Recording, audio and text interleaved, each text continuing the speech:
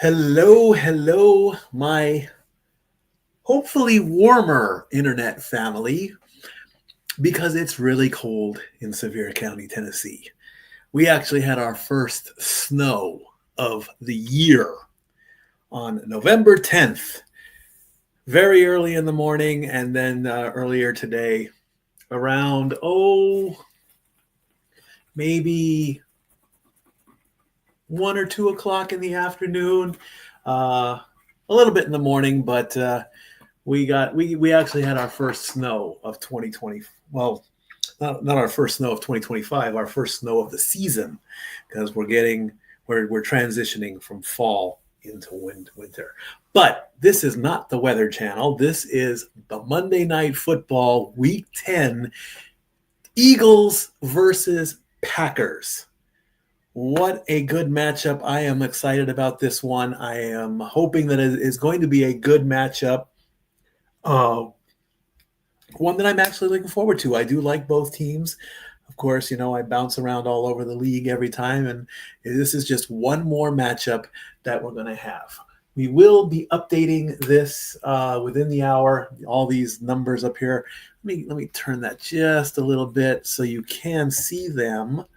They're not perfect, but they do need to be changed, and we can change them during this chat. So the countdown clock has started on ESPN as we are looking at Lambeau Field in the good old NFC North, the biggest rivalry in football, because that whole division, no matter what combination you do, especially in this house, is this. Now, he's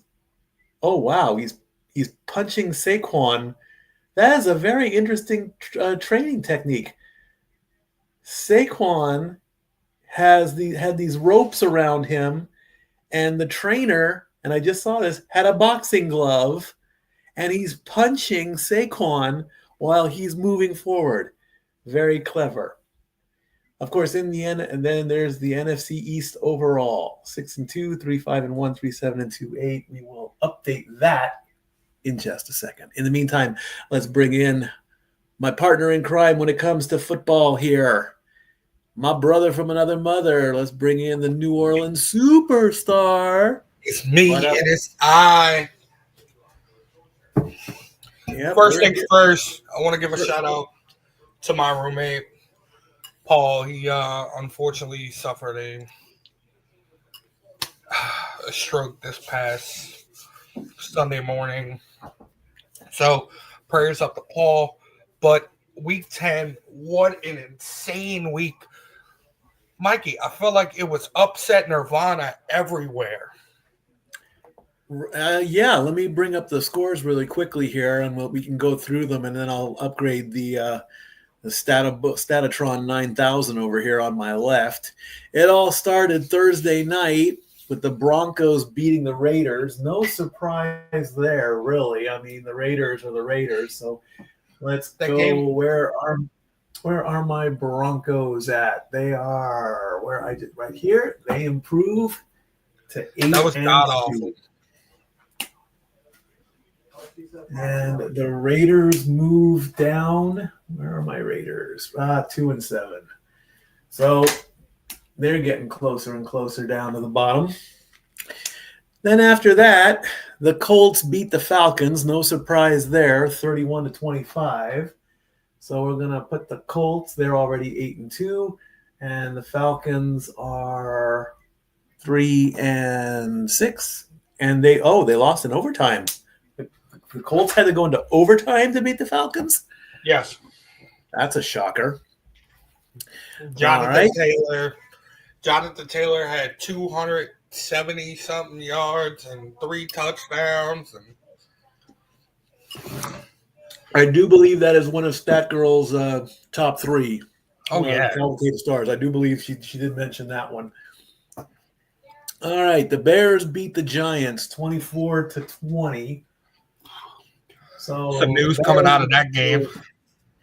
The Bears are going to go to 6-3. What did the Lions do? Let me go to the Lions really quick. So see if I have to update them. Yep, they won as well. The Lions and the Bears both get a win. So that's going to temporarily put them ahead of the pack right now. Oh, give them their sixes just like that. Okay, Bears beat the Giants, so no surprise there. Giants fall to 2-8. So there's the bottom of their division. Anytime soon. Dolphins upset the Bills. There's your upset of number one. Shocker. Big shocker. So the Dolphins are going to move to 3-7, but it's not really going to help them any. And the Bills are going to fall to 6-3, so they're going to pretty much stay put where they are. Wow, what happened, Josh Allen? 28 of 40, 306 yards, 2 touchdowns for Josh Allen, and that's not good enough to beat that's not enough to beat Tua? How about that? Tua was crazy. The Ravens and the Vikings. Now, I did hear the Ravens and the Vikings game on my radio, on satellite radio. I do have something to say about the Ravens and the Vikings. That call at the end of the first half, roughing the passer on Lamar Jackson, I saw that tackle. I went back and watched it. That was the most easiest by-the-book tackle I had ever seen. That was not roughing the passer. That was the downfall to the Vikings in that matchup. And the commentators during that game, they were trying really, really hard not to break, but they're like, I mean, I think I heard one of them was like, "Oh, come on!" I mean, so roughing the passer, really? Come on. You know, we said this in prior episodes that the NFL is really trying to push it to where we end up playing flag football.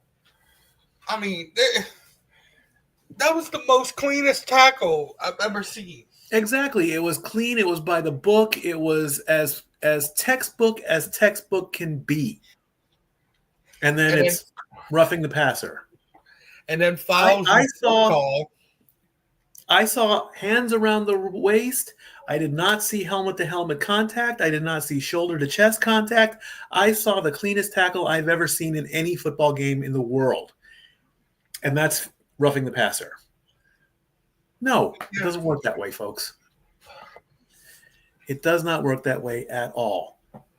These new stupid rules. It is not right at all. The Jets won, so they're going to get their second win of the season. Finally. Yeah, really. And they beat the Browns, but I mean, at what does that really count as a win? I think not. That's going to put both teams at 2-7. Well, they did it. They did it by 2 special teams returns back to back. The Patriots beat the Bucks in a pretty good matchup from what I'm seeing there. That game was great. Patriots. So they're going to stay atop the AFC East. Yep.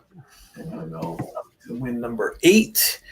Bucks are going to fall to 6 Bucks are all at San Francisco. Where are you? Tampa. All right, so 6-3. So the Bucks are going to stay atop the NFC South. That loss really didn't hurt them. You upset the Panthers. How about that? John Boy was not happy about that one. Rookie Tyler Shuck. 282 yards passing, 2 touchdowns, no interceptions. The kid looked good, man. The kid looked good. I give him credit. Well, that's going to put the Panthers at 5-5. So they're still in second place. That's okay. Congratulations on getting a win there. I didn't want it.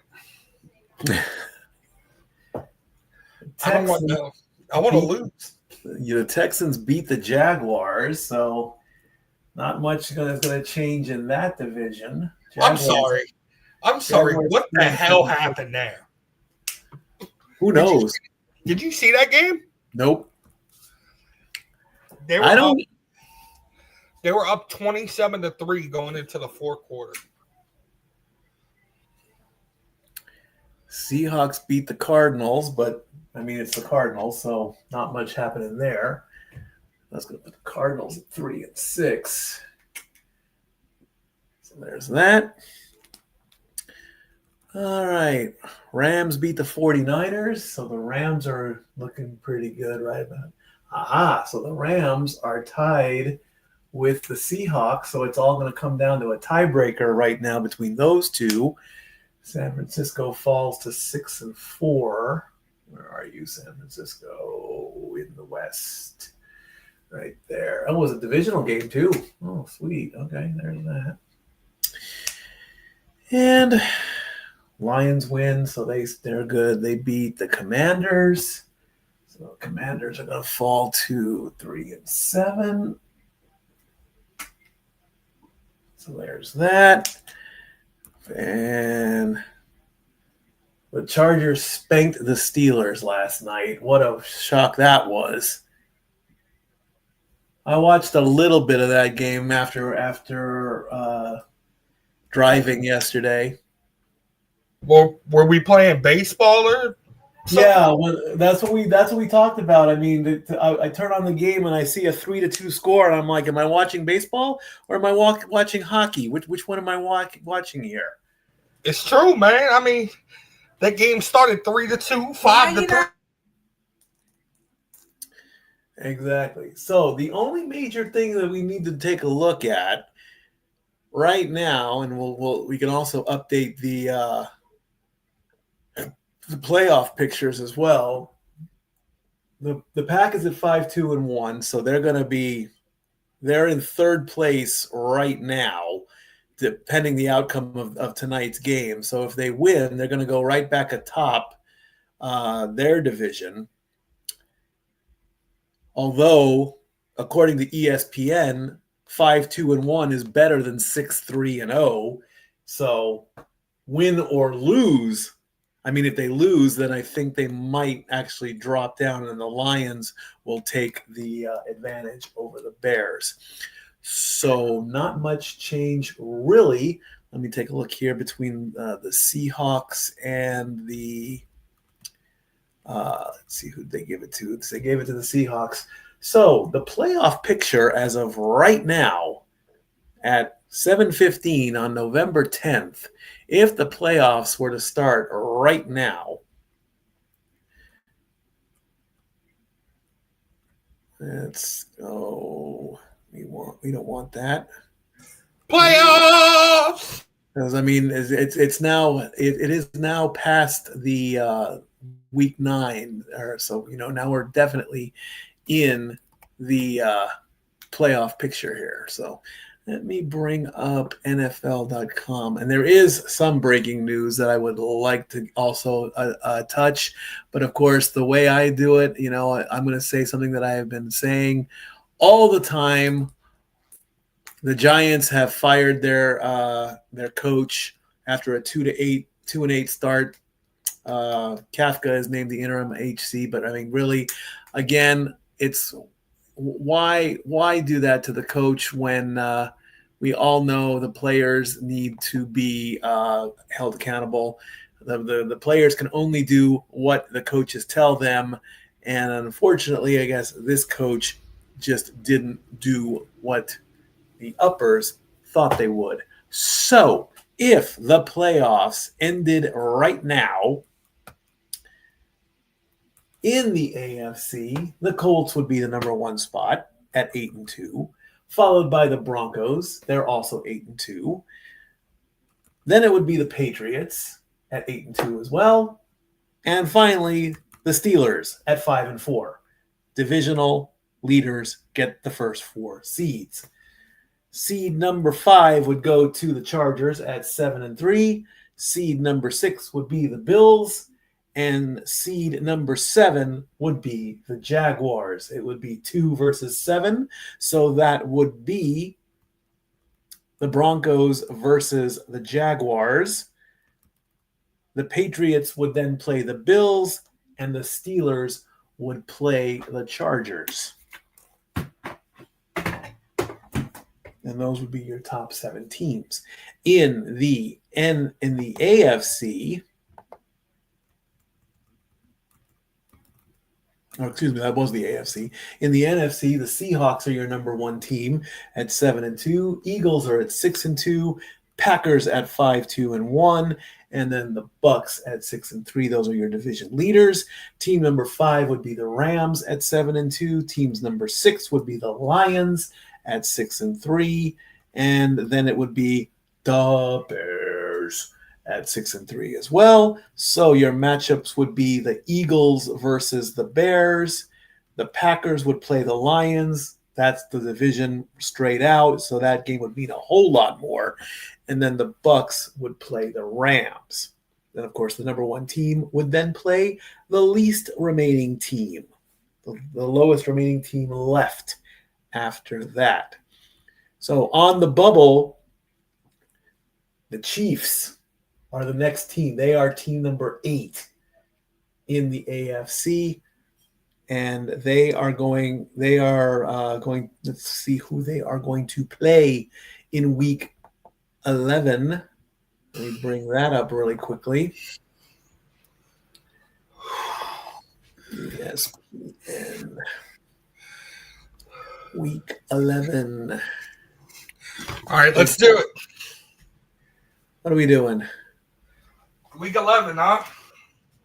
Well, I'm just previewing week 11. I'm not going to throw out picks just yet, bro. Let it cook a little bit. KC is going to play Denver. Where's my Joker laugh when I need one? Oh, boy. Patrick Mahomes playing against Denver? Yeah, right. Listen, man. Listen. They didn't impress. They didn't impress at all. They scored 10 points against one of the league's worst defenses this week. That's not good. Their run game is abysmal. Denver's run game is abysmal. And Kansas City is getting healthy, man. They just ran into a better team. The Bills were the better team. Kansas City has essentially the whole rest of the season to get their stuff together. If they want to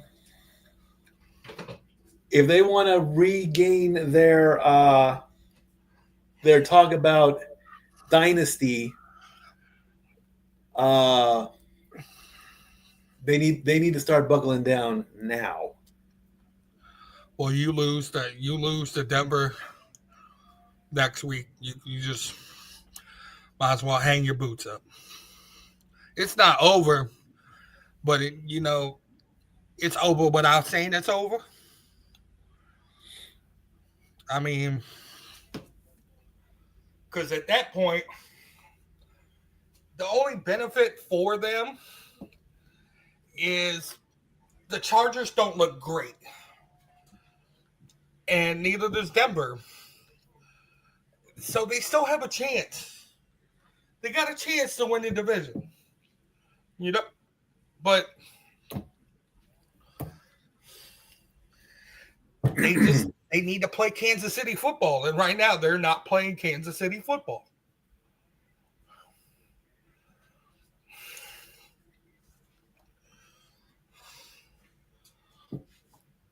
If you ask me today, my preseason pick, my world champion was the Denver Broncos. Who's my Super Bowl pick right now? Probably the Colts. I'm still staying true. I'm still going to say Colts Eagles. I'm still going to stick with that. And if that happens, I'm okay with either winning. I'm okay with an Eagles back-to-back. I'm okay with the Colts winning the Super Bowl.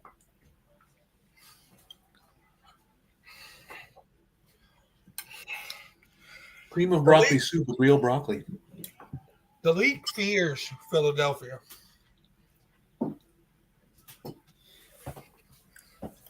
You know why, Mikey? Why is that? You know what I saw yesterday? What did you see yesterday? I saw 3 different teams do the tush push. I saw 4 different teams do the Philly special.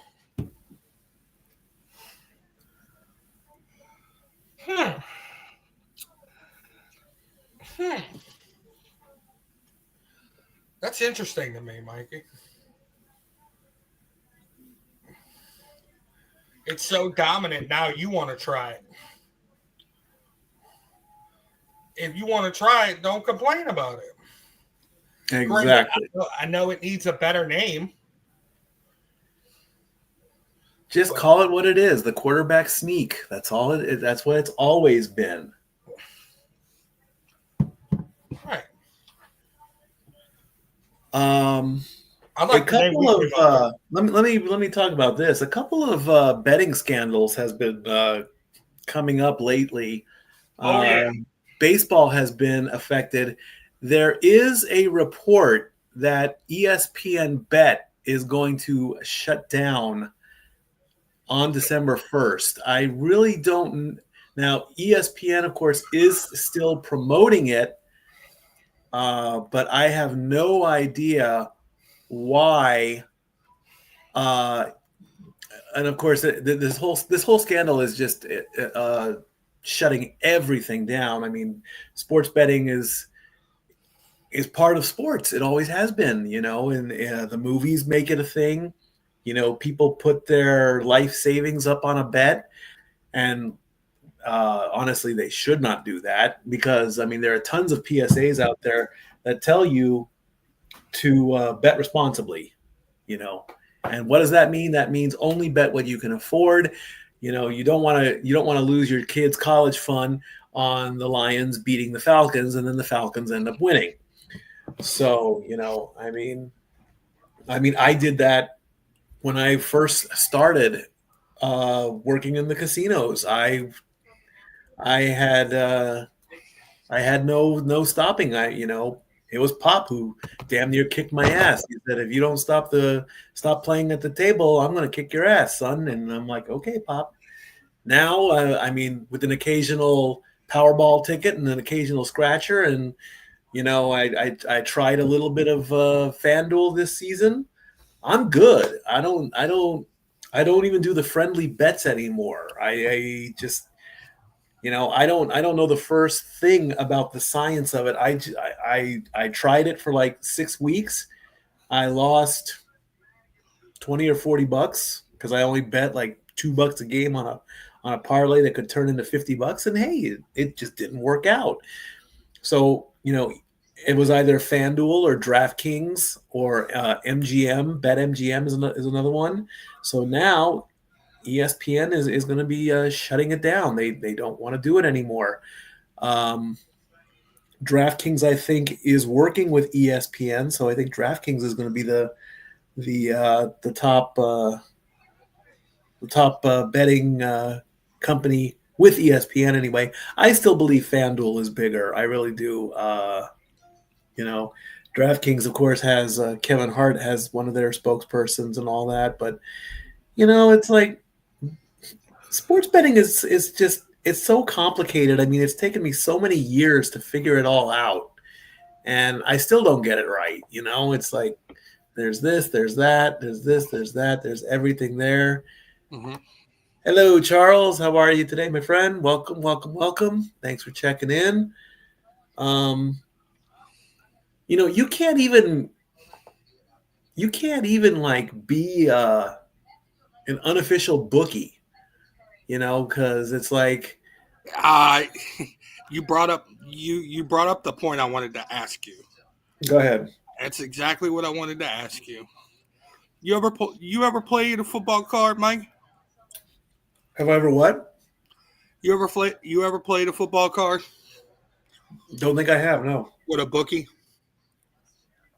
not with a bookie. No. Like what happened? Like I get it. It's illegal. Don't don't get me wrong. There was no legal part about it. But what happened to those good old days, man? To where you could call a bookie and do everything over the phone or meet with a person and have football cards and like when betting was fun. Now betting is just out of control. Indeed. And Hollywood makes it very scary, Look The at the movie mafia Casino. too. Well, we don't talk about them. They could be watching, and the next thing you know, I'm going to get whacked. So let's not go that far. Look at the movie Casino. De Niro and Pesci. Okay, De Niro, one of the greatest handicappers in the world. He would make the NFL change their odds because he was that good. Joe Pesci, the muscle, the bully, if you want to call him that. He collected when he won. He refused to pay when he lost. The problem is that it becomes illegal because I believe the government wants their share. I mean, let's face it. You put up the money, you win, it's income. Income gets taxed. And I mean, if it's cash, it's pretty much untraceable. But because there are apps galore, there are records everywhere. I even have my own records on small bets. I put it in there. Hey, I won this money. I put money towards the lotto, but and it's you're absolutely right. It's insanity, and the trust system that Hollywood has made it out to be. Countdown clock at 31:45. The trust issue is like, you see the phone booth, the guy goes in, he dials a number, he's like, and he starts talking really, hey, yeah, it's me. Give me 50 on the Bears. Yeah, 50. Okay. Then the Bears lose, and he's scrambling to get the money because if he doesn't get the money, he's gonna get his legs broken, and this is Hollywood's talk. If it's real, I don't want part of it. Look at Rocky, 1976. Before, as Rocky was the muscle for a loan shark. He's like, hey, I need my money. Go break his thumbs. What's that really gonna solve? Because and Rocky even said that, he's like, well, if I break his thumbs, he can't work and he can't pay you. And the guy's like, it's not about that. It's about sending a message. Really? What message are you sending there, my friend? So that's why I don't want to deal with it. I don't want to mess with it. I'm not going to go near that stuff. I'm going to do it the right way. I'm going to go to a sports book. I'm going to go to a casino. I'm going to put up no more than $20 total. You can call me cheap for that. I don't care. You want to know what my record is? What's and your it's record? not. It ain't got nothing to do with. It ain't had nothing to do with betting. My record was $850, I think, in a poker machine. Poker machines are evil, man. They're evil. They're so fun. So fun. Video poker, yep. See, I like real poker. Ask Renegade. Ask Pop. That's how I got started. I mean, lotto tickets are lotto tickets, okay? You put $1, you scratch, you win, you lose. Yeah. Everything went downhill for me at the poker table because I was working there. I've told the story many times. I would get my tip. I got bitten by the bug. I'd sit at the table. I had no clue what I was doing. I lose my tips for the day. Pop would say, like, how much money did you make today? I'm like, I don't want to talk about it. And I would lie to Pop. I'm like, oh, I had to pay a bill. and it got bad. I'm not going to lie about it. I'm going to be transparent about it. Hold'em or blackjack? We got tons of blackjack stories too. I mean, blackjack. I mean, 21. I mean, the movie 21. Card counting. All right. If card counting is so bad, I mean, I'm sorry. Then it becomes the business, and it's like, oh, you're taking me for $1.6 million. Well, guess what? He's smarter than you. Bottom line. Or loaded dice, like what was Walking Tall? The Rock. I never saw Walking Tall. But dice can be tricky too. I mean, dice goes all the way back to the Bible days. I mean, and the casinos, even though they say that, I think they say that blackjack, roulette, and baccarat are the top three games that give the players the greatest odds. I mean, you want to hit that one roll, you know, and then they just keep pushing it and pushing it and pushing it, and it's like, man, when am I going to get that? And then they put so much money out there too, but you know, it's like I have no shame in putting $20 total, $2 a game, $2.50 a game on all 16 games, and it's like, hey, I won $30. Let's go to the steakhouse and all that. Right. Countdown clock is now about to hit 27:15 as we're getting closer and closer to this Week 10 matchup between the defending Super Bowl champs, the Eagles, and the leaders of the AFC North, or the NFC North, the Packers. And we'll see where that goes with that. Let's take a look at the let me bring up the analytics here real quick here. I think the person in Hollywood who made it like interesting, like entertaining when it came to betting was probably Charlie Sheen with 2.5 Men. Yeah,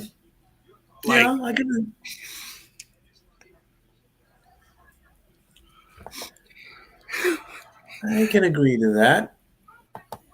All right, let's see what we got here. Analytics. Green Bay has the advantage, 52% to about 48%.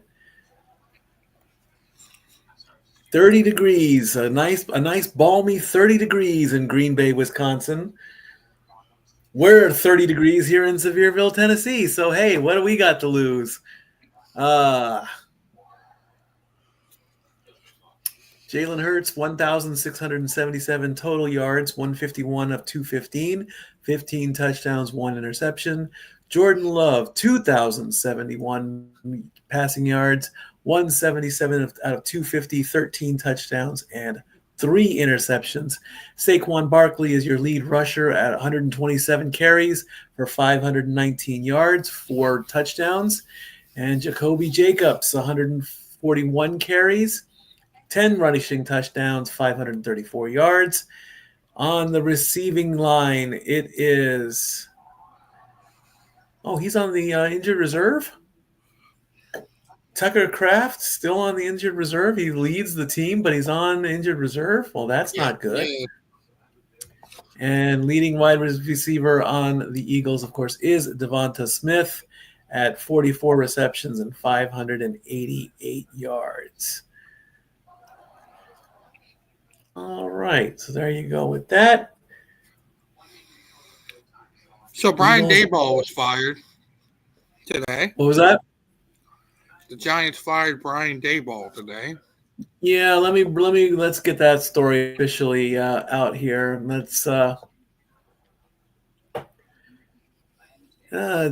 ESPN, Giants fire coach Brian Daboll. Joe Schoen remains as GM. Written by Jordan Raanan, or Raanan, Raanan, as of this afternoon at 12:48 p.m. The New York Giants fired coach Brian Daboll on Monday after the team blew another double-digit lead Sunday in Chicago. Assistant head coach and offensive coordinator Mike Kafka will serve as the Giants' interim coach. Kafka was a finalist for multiple head coaching jobs over the past 2 years. Joe Schoen will remain the team's general manager and lead the search for the next head coach. No other changes to the coaching staff are being made at the moment. The Giants, 2 of 8, have won just 2 of their first 10 games for the third straight year. They are 11-33 since the start of the 2023 season. Rookie quarterback Jackson Dart also suffered a concussion in the Giants' 24-20 loss to the Bears. That was the 4th time Dart has been evaluated for a concussion this year, including the preseason, but the Giants still aren't winning games, and they've been blowing leads in unprecedented fashion this season. Sunday's loss was the 2nd time this season the Giants lost after leading by at least 10 points with under 4 minutes remaining. They became just the 2nd team since the NFL merger to do that, joining the 2004 Seattle Seahawks. Again, man, it's always the coach that gets the axe. It's never the players, because these players are protected for. Well, this time it's his fault. How? It's how it's a Miami situation. It's a Miami situation, a Tua situation. He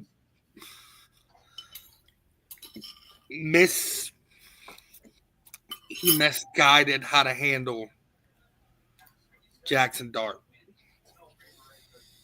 He absolutely let the kid play reckless and got himself hurt.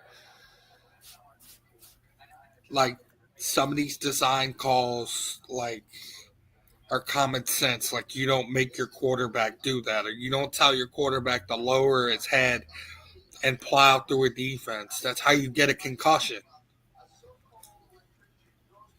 And, like, you know, it's less on. Yes, I mean, hello, Mikey, my brother. Hello. That's my actual brother. My older brother. He's in Duval right now. Yeah, the show. I mean, that's another thing. You know, the way he handled Jackson Dart is, you know, a problem. But the Giants haven't had a good GM in years, man. I totally agree. The Giants, in my opinion, were a very dominant team. They were one of the first. The Jets had Broadway Joe. We know that. Broadway Joe made the Jets, and then the Jets just died off. Mm-hmm. Then the resurgence of the 80s, that's when I jumped on the Joe Montana bandwagon, the Jerry Rice bandwagon. The Patriots dynasty hadn't started yet. The Cowboys were an afterthought, but the Cowboys have, again, they have their problems, which we've talked about many times. The Giants just, I might get some definite heat for this one. The Giants are in the shadow of the Bills. New York football is the Bills. It has been for the better part of 2 seasons. Well, what do you mean no? If you really look at it, they're all in the shadow of the Knicks. You can't cross the sports on that one. Oh, come on. No, you can't, man. You can't. We all know that New York and Los Angeles are the top 2 markets. We know that for a fact. LA, New York is always going to be a rival, whether it's rap music, whether it's traffic, whether it's population, whether it's geography, East Coast, West Coast, no matter what. When you're going in... Uh-oh. Okay, it was not intended as a cheap shot, okay? No, I don't intend to say a lot of bad things. They just come out the wrong way. He's talking about me because I know my brother's okay, fine. Then, he's a diehard Knicks fan. But see, here's the thing, okay? If you want to talk New York sports, you put the Bills first, then you put the Knicks, then you put the Rangers, then you put the Islanders, Then you can't. Then between the two, the Giants and the Jets, I'll give the Jets a little bit of a push because they had Aaron Rodgers before he decided I'm going to play one more year and go to the rival Pittsburgh, which of course New York and Philly, big rivals as well. New York is Buffalo. Okay. Buffalo is New York. Bottom line. The I rest would of the go. rivalry, I mean, come on. Oh, and we can't forget the Mets and the Yankees either. So we'll put the Yankees. Damn. Do I put the Yankees in front of the Knicks? Yes. We'll go Bills, Yankees, Knicks in New York lore. Okay. The Knicks were a dominant team in the Patrick Ewing era. They've died off. What have the Knicks done so far? Not much, because it's all Oklahoma City, Golden State, and LeBron in that order. True. Thank you. You know who I would put, and this is going to be crazy. You know who I would put above we forgot about the Nets too. Who I would The put Nets? above. Oh, yeah, Brooklyn. Okay. But see, that was more New Jersey, though. They were New Jersey before they were Brooklyn, so that doesn't count. Right. You know who I would put above all three of those? The Jets, the Giants, the Nets, the Liberty. Got it. Okay, we got it. Yeah, we got to give love to the Liberty. Okay, top four. So good. Top four. The Liberty are better than the Knicks. I'll say it. I just did. Ouch. The New York ladies are better than the Knicks. I think the Aces won more titles, though, but if I think of New York basketball, I'm thinking of the Liberty. I'm not thinking of the Knicks. And that's not me being chauvinistic or anything. They play better basketball. Bottom line. Well, I feel like the Aces are dominating because of their coach. It's not all about the coach. It's all about the players. Timeout. Here's where I'll tell you you're wrong on this one. Because of the pure background she comes from and the training she received, I'm going to call you out on this one, Mikey. Yes, the players are good, but the coach is elite. She was trained and ran pedigree for 9 seasons. She was trained under Greg Popovich. Can we not say that Greg Popovich is one of the greatest NBA coaches of all time, besides Phil Jackson, of course? I was going to say, if you're putting anybody above in the elite, we know Phil's the GOAT. I mean, there's no conversation about Phil's not the GOAT. He's the Zen master. But Becky Hammon comes from that Greg Popovich pedigree. And she should have been the first choice. I don't know why she's not an NBA coach yet. But while we're on this topic of the Giants, what it all boils down to, you know what I think is going to happen, Mikey? Go for it. You know who I believe is the next coach of the New York Giants? And it's going to send shockwaves over 2 sports. Lane Kiffin. Okay. I'm Lane fine with Kiffin that. is going to be the next coach of the New York Giants to coach his quarterback. But again, it's an equal partnership. Oh, yeah. And I will continue to promote this no matter what. The coach can only do so much. It's up to the player to do the equality. Mm-hmm. Bottom line, these coaches are dropping like flies at every point during the season. What they need to do is they need to stop doing it during the season. Okay? If a team loses the whole first month, you just sit them down and talk to them. There's this thing called honor. in the contract. Okay, you honor the contract. All right. That if I was lucky enough to be a coach and get a contract, I'm going to say, look, I want a guarantee in the contract that I finish the season. I cannot be considered for any kind of termination because I am doing my best. It's up to the team. It's up to the player. It is up to the player to do what I tell them to do. If they end up doing something better, then I am going to give the credit to the player. I am not going to take credit for the team winning because I'm not the one throwing the dang football. I'm not the one shooting the ball. I'm not the one slap-shotting the puck into the net. I'm the one that just says, go out there and hit the ball. I don't care where it goes. I don't care if you hit it on the ground. I don't care if you fly the ball clear out into the parking lot. Just hit the damn thing. And I'll say that to every player. Just get a hit. I don't care how you do it. I don't care if you ground it. I don't care if it bounces. I don't care if you hit it into the sun and he can't catch it. It's still a hit.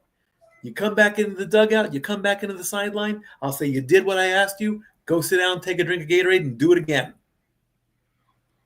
Okay, let's say, go ahead. Then let me finish the season. Then look at the numbers. Then, if I'm not producing, then get rid of me.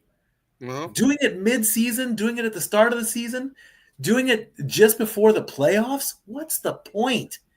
Unless you're an honorable person and you have a $50 million contract where you're being paid to sit on your ass for the better part of 4 months, which is lotto money, which we've talked about before. $50 million we're going to pay you just so you can go away because we don't want that negative press. No thanks.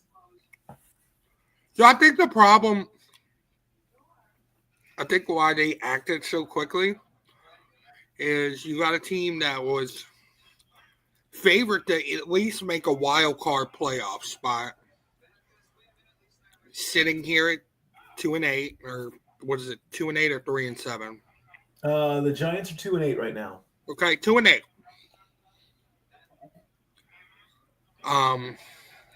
You lose your 3 best players. You lost Malik Neighbors. You lost Cam Scatteraboo, who was on a tear. And now you lose Jackson Dart. Granted, it's a concussion. But you gotta be cautious with that concussion. Let him heal. Even if that means him sitting out next week, let him heal. You know? Yeah. But I definitely would not let Russell Wilson start. Absolutely not. This is where I'm letting my third string quarterback play. If you have one. Yes, they do. And his name is Jameis Winston. My favorite backup in the entire NFL.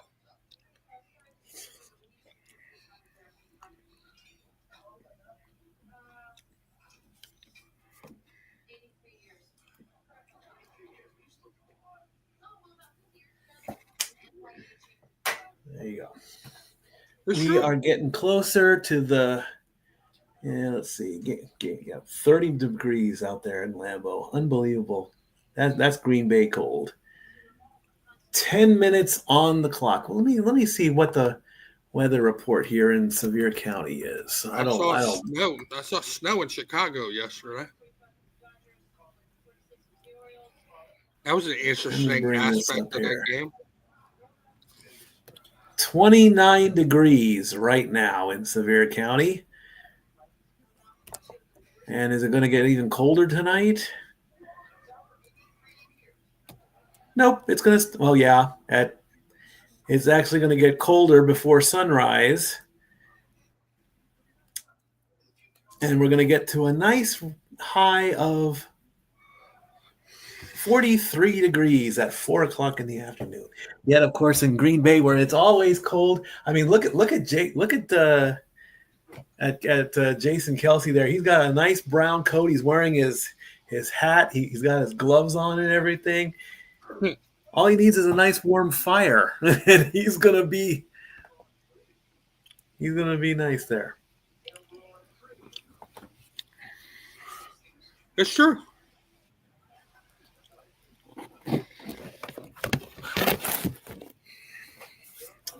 Indeed, it is.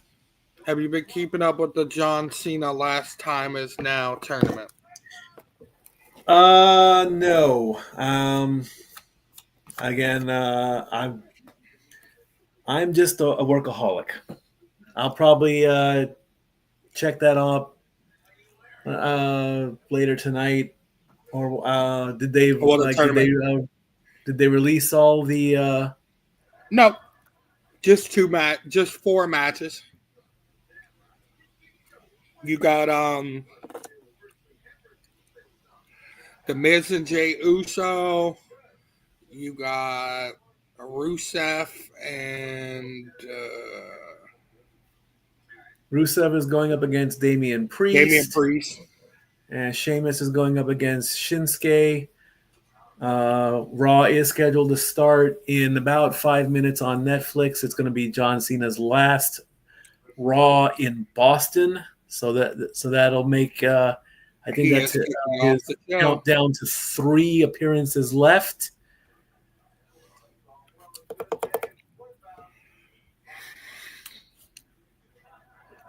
So I think that's going to be a. Who should be his last match? I'm still going to say I still want it to be Joe Hendry. Okay. I think that's who LA Knight's mystery opponent's going to be Friday. Probably. I'm still holding out for Dom. Yeah.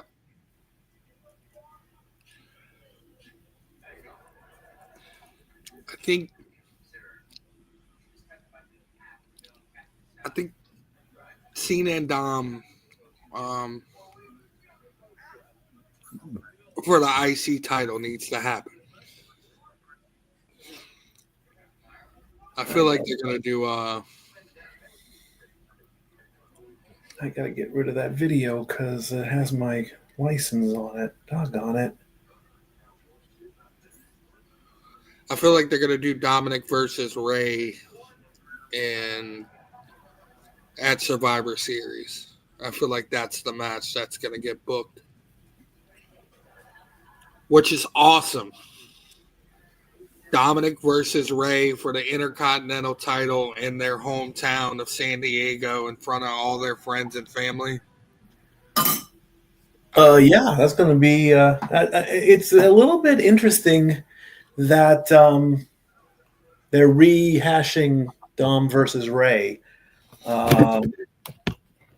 Actually, I was going to say Chelsea and Ethan are really impressing me as a team. I think Ethan's going to beat Ilya. Really? Yeah. Give him another belt? Yeah. Interesting. I'm going to grab my charger real quick. And then I'm gonna, before the top of the hour, I am going to take a quick commercial break before kickoff. You know? I need some... I need to take a quick break or something. I don't know. I don't know what I'm doing. I need some power from my phone. That's for one thing. How else am I going to keep an eye on social media and whatnot every time something goes wrong? So with the countdown clock just below 5 minutes, I'm going to run a quick commercial, take my bowl to the kitchen, grab a couple bottles of water, and when we come back, we're getting closer and closer to kickoff. Be right back. And now for a taste of things to come.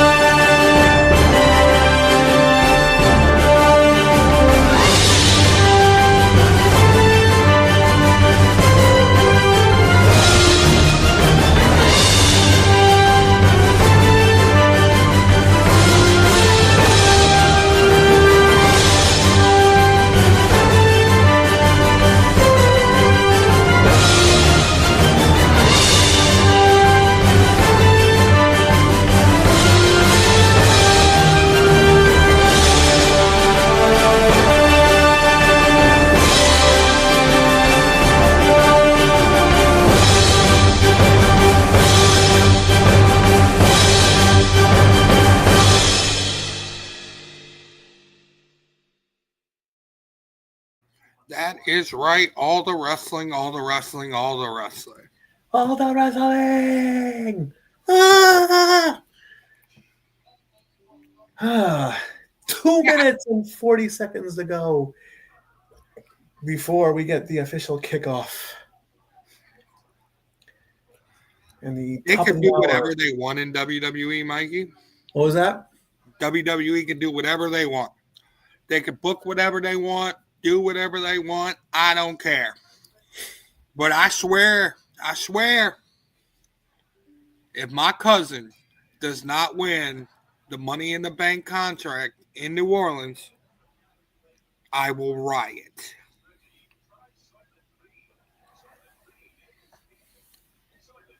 You say that all the time. The Packers are 11-2 in their last 12 games on Monday night. The Eagles are 10-2 in their last 12 games versus the NFC North. So the game is going to end in a tie. We're going to go with tie. They are running off the field, running up the tunnel there. They'll come back out in just a quick second. Is that your pick, a tie? No. Come on. There is no way I'm going to have this game end in a tie. AEW is not better. I'm sorry.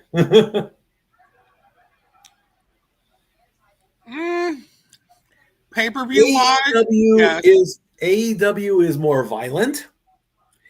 AEW might have better talent. The money is in AEW, but they are not overall better. Oh, speaking of that, you didn't get a chance to finish your story. Which one? The fish tank. I think I did talk about the fish tank. I know we were talking about it, then something else happened in the process It's no worry about that. Marcus on ESPN is saying that the Eagles are going to win 28-24. Jason Kelsey is going to say the Eagles are going to win 27-24. Ryan says the Eagles are going to win 26-24. And SVP is saying Green Bay Packers 24-20. The fan vote is 65% in favor of the Eagles. So tonight, fly, Eagles, fly. We shall see as the official countdown clock runs out on ESPN's coverage of Monday Night Countdown as we flip. And Mikey's picking who? Oh, I'm picking the Eagles in this one. I'm going to say 31-28 Eagles. I say Eagles win by a field goal. I'm going to say 34-7 Eagles. Oh, 34-7. Yeah. 60 of you watching on all medias, and I appreciate that. Hey, drop your predictions in. Give us a couple numbers. Let's see who comes the closest. And there's Micah Parsons again. We've already discussed that. There's Jalen Hurts getting ready, breaking in his cleats. And there is Saquon Barkley. Packers 17-14. A low-scoring game. I hope not. I mean, I wouldn't want to see a low-scoring game between these two teams. I mean, Green Bay can hold their own. The Eagles have got all the talent in the world. Plus, they have a lot of pressure on them. They are defending champs. So, Sure. Anything less will be a lot different. Amazing that Snoop is in charge of the music. All right, let's bring up Twitter.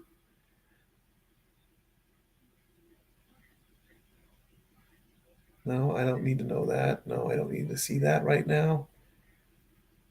There we go.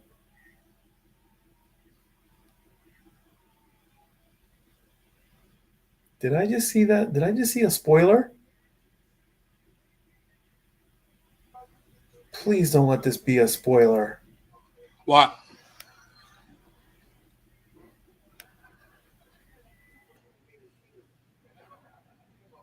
There was no way that.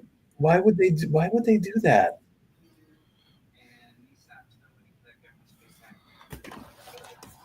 Did Raw already happen? No, Raw is live right now.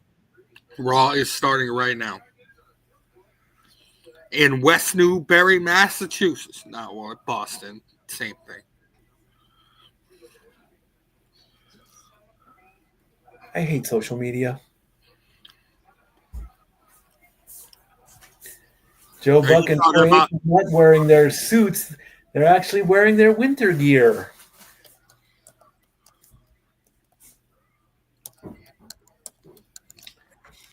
Not wearing. Joe Buck is wearing a nice black turtleneck sweater with a nice dressy brown coat.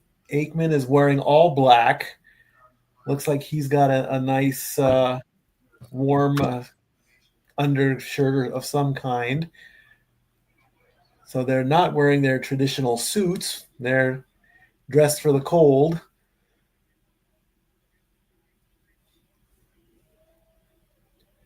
And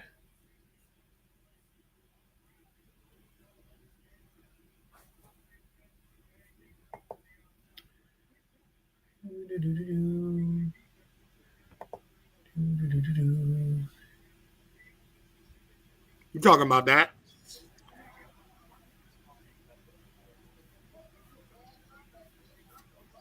I don't need that.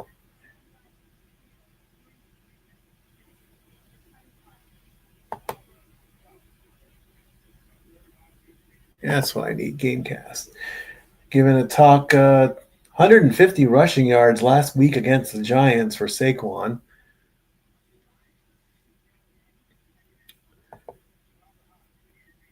Eagles come to Green Bay after beating the Packers twice last season. The line, the Packers are favored by 2.5. Overall series, this will be the 49th matchup between the Packers and the Eagles. The Packers last won 28-20. Or the Packers have 28 wins over the Eagles. The last time they met up, the Eagles won 22-10 in the NFC wild card last year.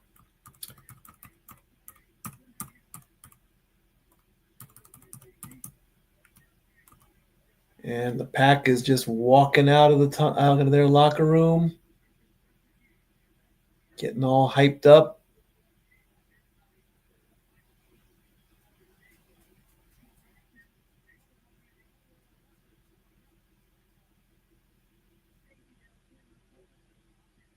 Getting a quick interview in with Jordan Love.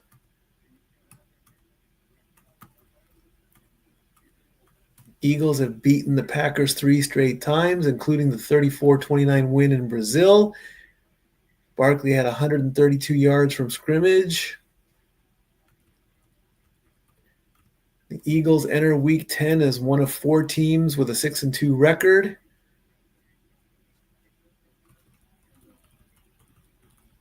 Like I say, I'm very excited about this matchup. I expect a lot because I'm going to also check the. I'm going to take a quick look at the remaining schedule. Let's see what's upcoming.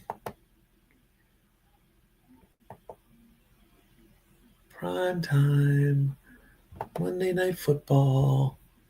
What do we got for the rest of the season? Week 11, Cowboys, Raiders. Both teams are not doing very well, so that might go towards the Cowboys. Week 12, Panthers and 49ers. That will be a good matchup on paper. Week 13 is probably already going to be a blowout between the Patriots and the Giants.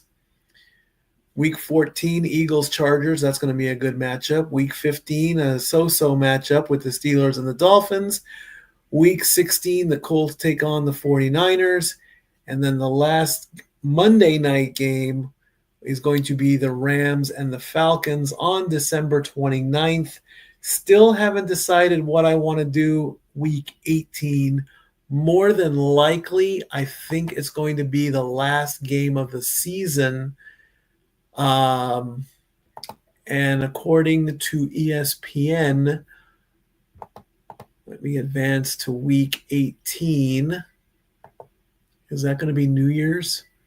The dates and times have not been established yet, but it looks like once they get the scheduling down, the last game listed is the Colts and the Texans, but all that is to be determined. They have not determined all of that just yet.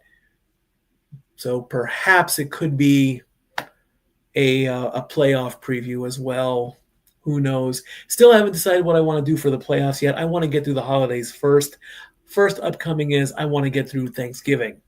Then I'll worry about that. But for certain, Super Bowl Sunday, I will definitely be here in the chair in the sports bar as always.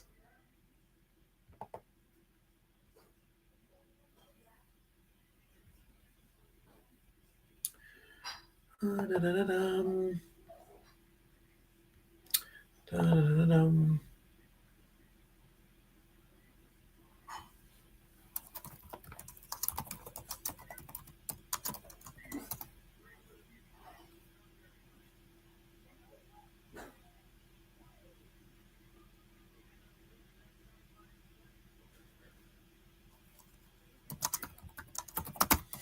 Yeah, I'm not quite sure I believe it, though. I don't know either. Pizza Hut and Pepsi. What a concept. I wish a lot more restaurants that serve pizza would just switch over to stuffed crust. I am a stuffed crust guy. I mean, it all started with Pizza Hut, and then everyone else just doesn't fall in line, I guess. I don't know.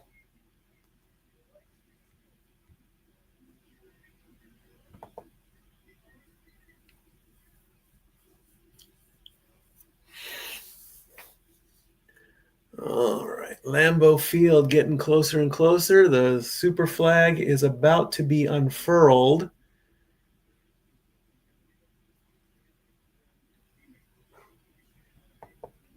And this also is Veterans Day is tomorrow officially. And they are remembering Marshawn Neeland, who passed away also.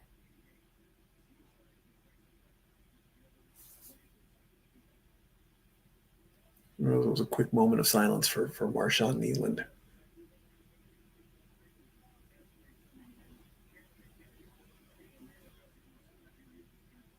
And they are also remembering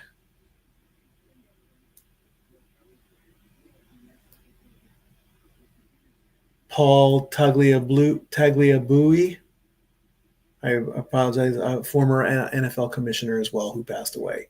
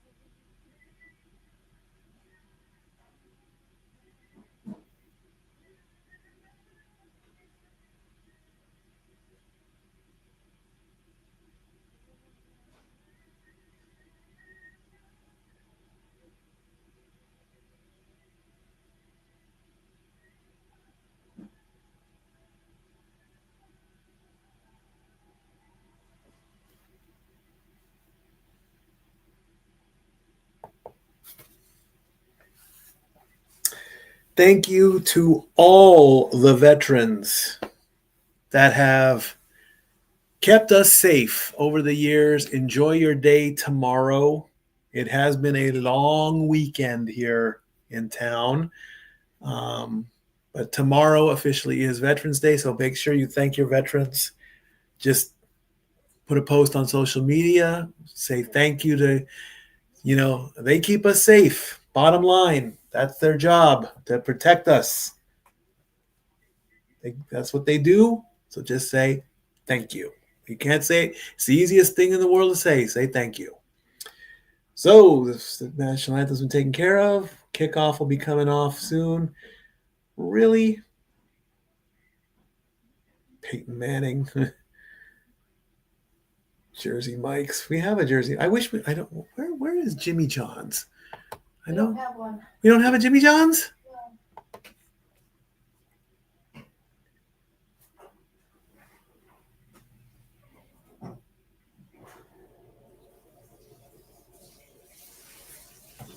I thought we had a Jimmy John's.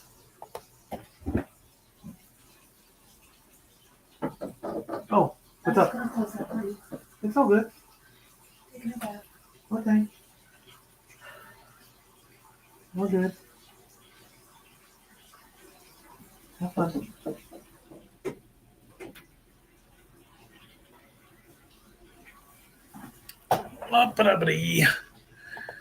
All right. Ram trucks. I don't see myself in a Dodge anytime soon. I did have a bit of a car issue today. I picked up a nail in my tire. I had no idea it was there.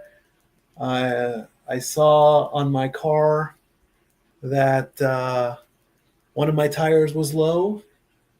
So I was trying to Instacart this morning. I picked up the groceries. I quickly ran into a garage. I asked one of the attendants, can you put some air in my tire? He goes to check and he's like, you've already got air in your tire. I'm like, huh? How is that possible? So I kept driving and delivered the groceries, took it to the local garage where I get my work done for my car. I say, I think I've got a faulty air pressure system because it's saying one of my tires is down, but it's not down. So they take a look, they come back and they say, I found a screw. Well, it wasn't a screw, it was a nail. So, and they've noticed that my tires are balding really, really bad. So I had to put in an order for 2 tires. And they put a patch on the old tire. It should last about 3 days, and in 3 days I get 2 new tires.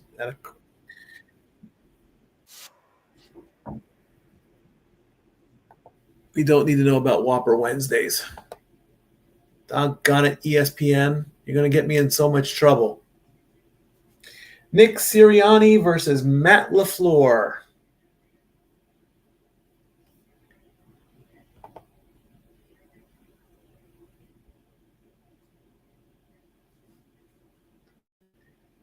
And the Eagles are going to kick. The Packers are going to receive. The Eagles will get the ball in the second half. And the ball's going to go to the 5, 10, 15, 20, 25, 30, 35, and almost to the 40 as Williams gets a very good return. So let's see what Jordan Love can do. He's at a 71% completion percentage. He has 259 passing yards per game, 13 passing touchdowns, and has been picked off 3 times.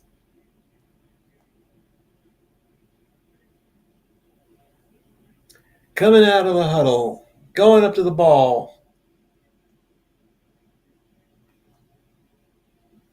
What will the first play be? Play clock down to 5. Gets the snap, hands it to Jacobs. Jacobs fights his way up the middle, and He's only going to get 5 yards.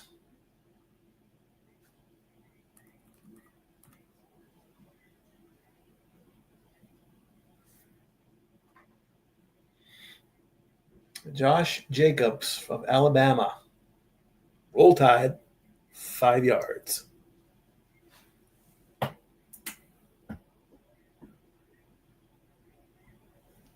Next play, Loves with a pass. Nice stiff arm. And Jacobs gets 6 more for the first down.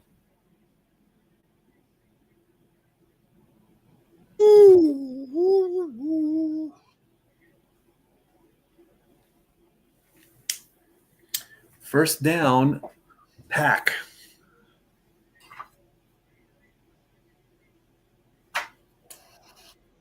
Are you on this? Are you on the how do you feel about the 27 train? The what? The Packers 27 train. Oh, I briefly saw Mack was that. 27. Favre was 27. Rodgers was 27. Now Love is 27. Jacobs gets another 3 yards. Coincidence. That's all I say about that. Coincidence. It's a number. That's all it is, really. 2nd and 7 coming up as the clock is about to hit 13 minutes.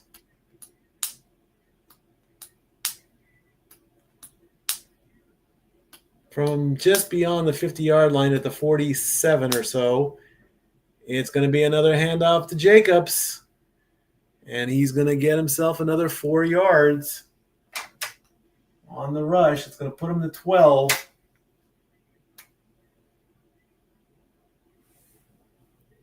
So I do believe that's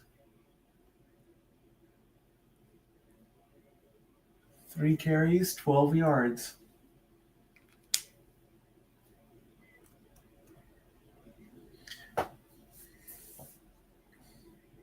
Third and 3 coming up. Packers are at 49% on third down, leading the NFL. To Jacobs again, and he's going to get, it's going to be close. Are they going to give it to him? No, he's short.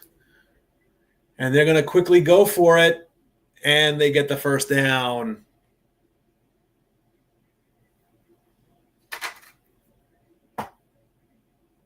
Love to Jacobs. 5 carries, 14 yards. It's all Jacobs. Take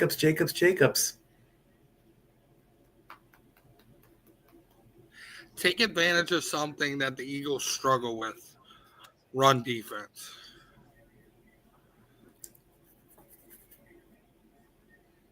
First and 10 after Love did it himself on that last play. Jacobs again with it, but only gets a yard.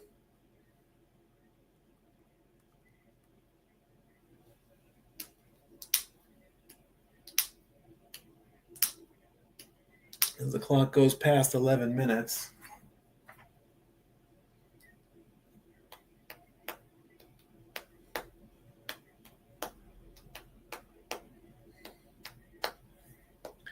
Packers through week 9, they run the ball 43% of the time. They've done 6 rushes so far. 1 small pass, all to Jacobs. 2nd and 9 coming. Love. Look out. That's a sack. And then some. Hunt finds Love and takes him down for 11 yards. That's going to make it a long 3rd and 20. Surrounded by people, and they got a hold, and he threw him down. He did have somebody open. He just couldn't get to it quick enough. Almost a strip, too. 3rd and 20. Can Love connect? He's going to go for a pass here. He's going to air it out to the... Oh! Watson, the intended target. Mitchell and Orgiorno break it up, and looks like Mitchell's on his knees. Not looking too good. Looks like he's praying there. And that's going to bring up 4th and 20 as we do a medical timeout.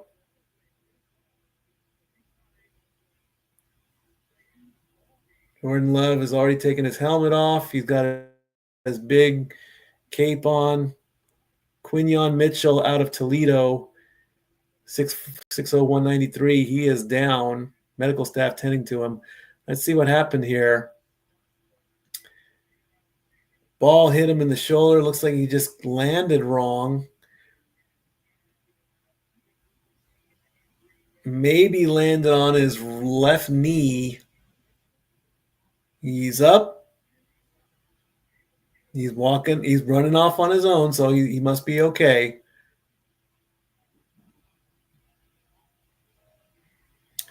As the game goes to a commercial. Check the group chat.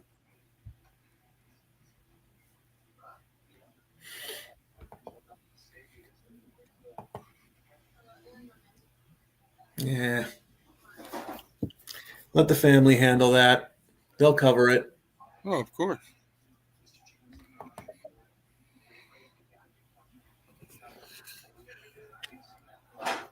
Like I said, what I saw, I think they spoiled it. So it's like, What do you think about you like Josh Jacobs getting what 10 carries? What it was? Right now he is at 5 carries, 15 yards. So I mean, It felt more than that. that's exactly what it was. Averaging 3 carries, 3 yards a carry. So.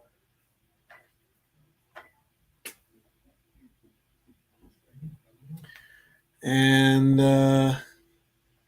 even has 6 rushing yards. So after the medical timeout, we'll see what the Packers are going to do. More than likely, they'll punt, but we'll see what happens next as we get the Starbucks commercial. I'm a Dunkin' guy. You sounded like Dobby just now. That was awesome.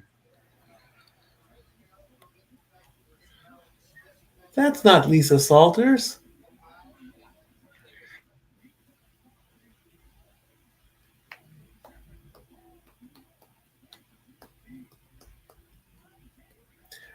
Call of Duty Black Ops 7.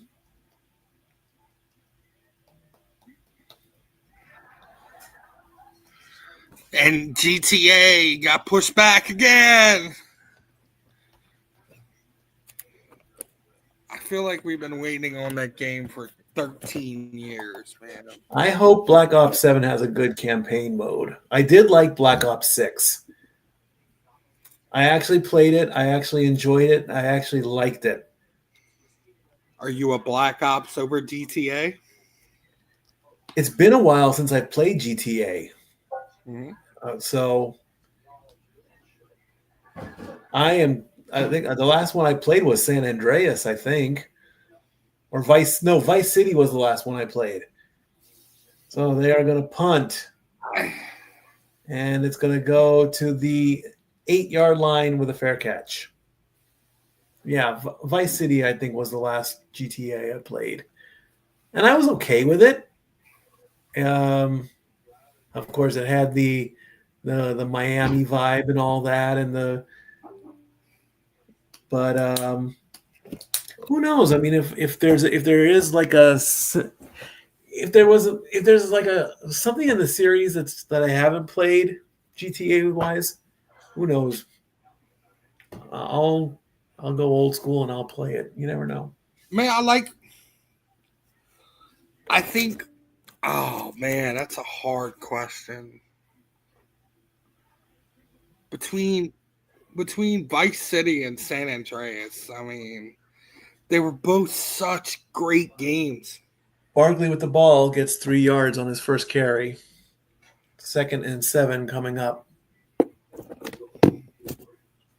Saquon. I'm disappointed in Derrick Henry, man. Oh, really? Yes.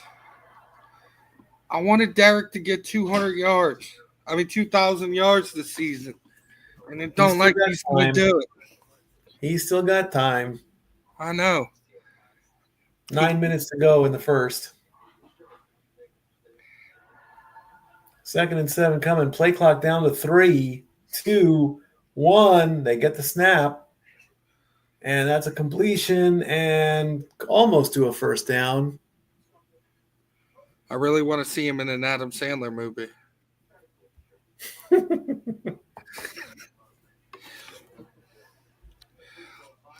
He could be in Billy Madison. Hurts goes to Brown for 6 yards on that one. 3rd and 1 coming up. A.J. Brown. A.J. Brown. It looks like it's going to be close. Oh, they were trying to sneak that one over, and I think it worked. Hurts did take it himself. He played Thanos and got the first down. It's not like that other guy called Brown that had a recent we're not touching that one either. Sorry, I'm not playing that card. What, Hollywood? I'm not playing that one, man. Not going to happen. He's got his problems. I'm not going to say anything about it. Barkley gets the ball, gets another 3 yards. That's going to make it 2nd and 7.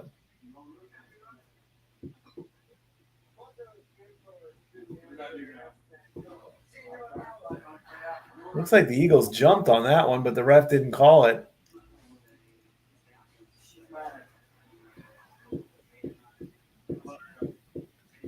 Coming out of the huddle. 2nd and 7 from the 20, almost the 24. Hurts passes, hands it off to Barkley. Barkley, you give him a hole, he's going to go right through it. That's 15 right there. 7 minutes to go. All you got to do, you open the door, Barkley's going to go right through it, and he's just going to waltz right into your living room, folks.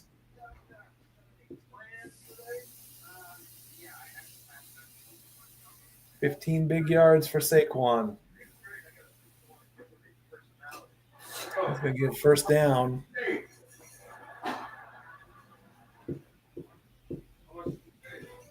Hands it off to Bigsby. Bigsby's going maybe 5 yards. 2nd and 5 coming up. Fast quarter going by, too. Tank Bigsby's traded from Jaguars.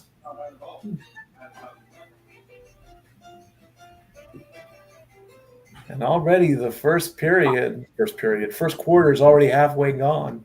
And then some. We're down to 6 minutes already. We might get out of here early, folks. Again, the Eagles are playing the rushing game just like the Pack did. They're not passing very much. They're running the ball just like the Pack.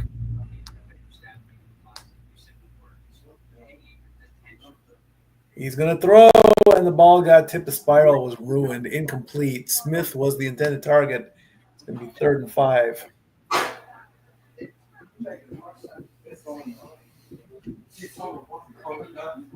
I like that.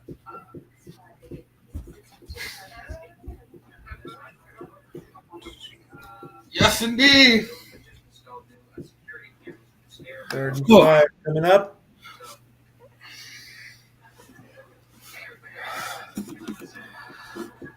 Eagles 33% on 3rd down overall this season.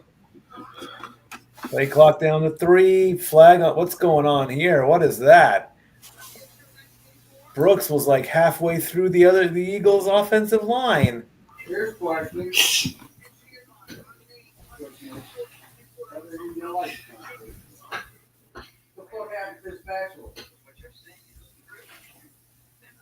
All start offense.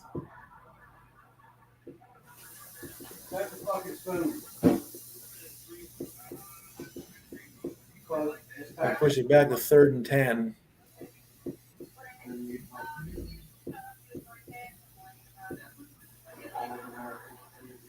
Fuck America.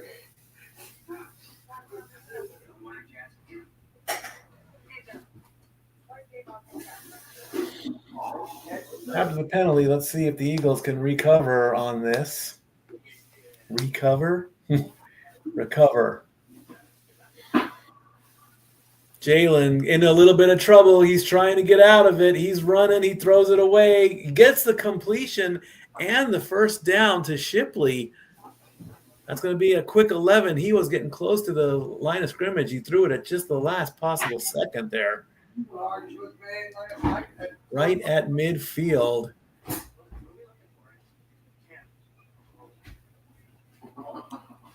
Goes to his right. He's got 2 guys. He's surrounded by 3. Finds Shipley, who runs out of bounds just over the first down marker.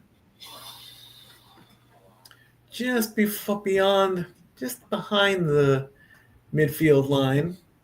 They're still going to give it a first down, though.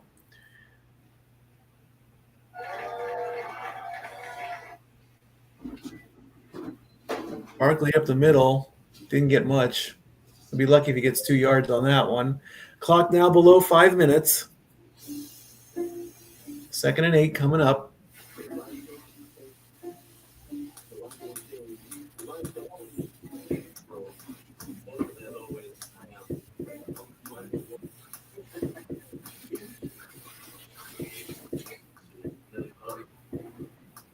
Clock running down.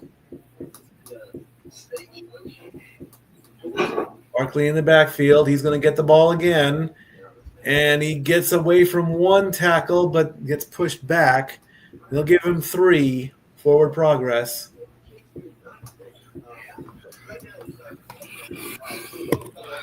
I look closer to 4 than me.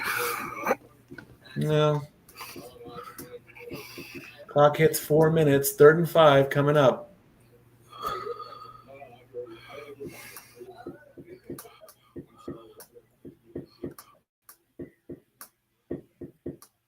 Barkley is not on the field here, so I have a feeling Jalen's going to pass this one. Play clock down to 2. Got the snap off. He's going to throw. That's a completion. It's to Smith. First down, Eagles.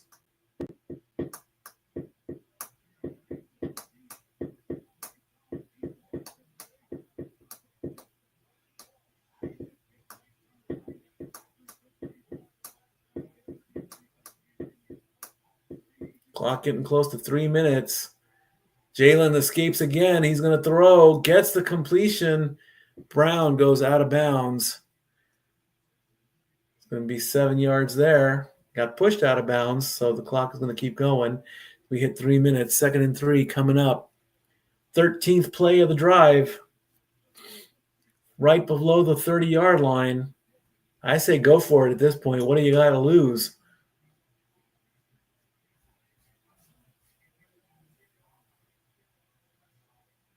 Hands it off. Shipley looks like, did he get it? He got it. 4-yard run up the middle. New set of downs. Clock at 2 minutes and 28 seconds. This quarter's gone. I want to say period again because I'm in a hockey mood. Here's the shocker. The Ducks are in the lead in the Pacific Division. How about that? They even had a 5-game winning streak. I mean, come on. Are you loving that, huh? I'm shocked. I'm not loving it just yet. I'm happy, but I'm not loving it. 2 minutes to go. 1st and 10 from about the 26-yard line or so. Jalen, he's going to fake the handoff. He's looking. He's got plenty of time. He's rolling left, and he throws it away. He had all the time in the world. Nobody could get open. Incomplete. He had time he had space. All I see is a sea of yellow.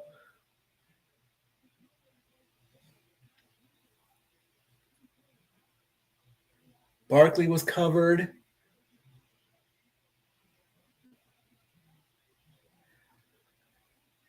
Second and 10, a minute 44 to go.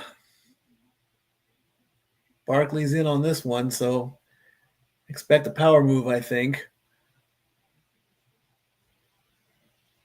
There's the handoff to Barkley. Nope, he got swallowed up on that one. 2 yards on that. Going to be third down. We're getting up there in plays, folks. I think it's going to be play number 15 or 16. 3rd and 8 coming up.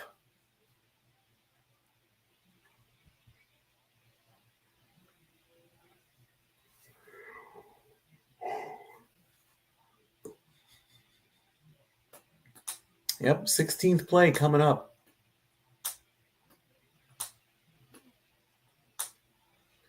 Just beyond the 25-yard line.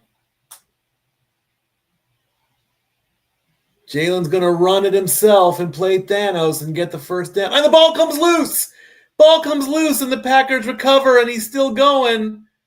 No, no, no. Yes, yes, yes. He fumbled it.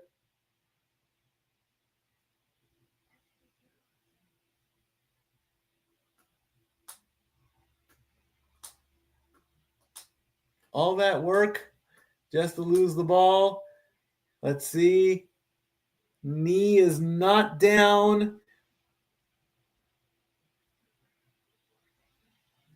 His knee brushed up against the helmet. The ball came out first. Then his knee dropped. It is a fumble and a recovery for the Packers.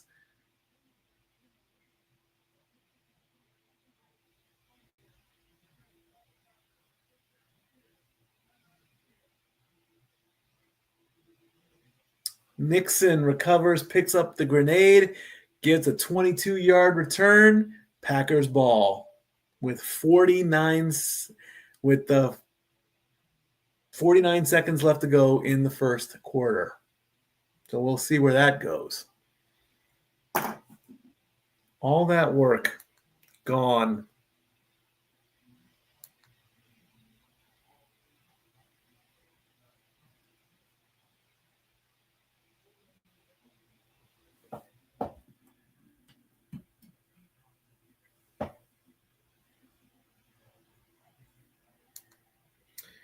Let's see what I can find on social media. That's not wrestling because I don't want to talk about wrestling.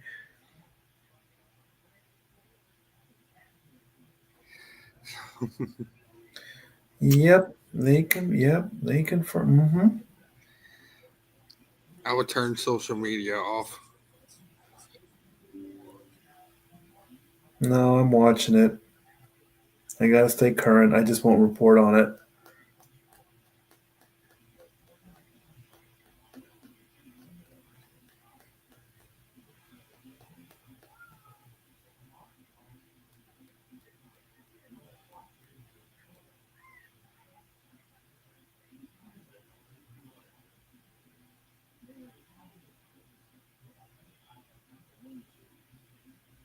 Yep, the family's covering it, so it's all good. It's all good. They got this covered. They're good. They got it. They're good. They don't need me to tell them. They're covering it. So if you want to know what's happening on Monday Night Raw, go check out Mr. Reliable and Noah Foster, and then come back and keep an eye on what's going on over here. Thank you. Because they're live as well. Heck, maybe I'll crash their party. I can't do that to the family. That's not the right thing to do.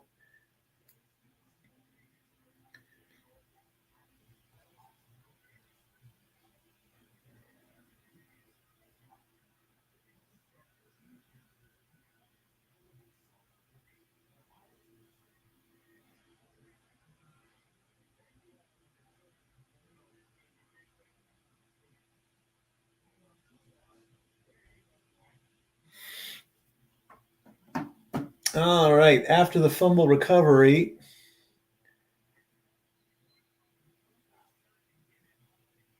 And that's going to be a...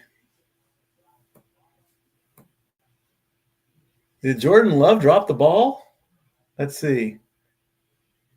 Yep, he did. But he got it right back. Wow, they fumbled the ball just to fumble the ball again. Go figure that one out.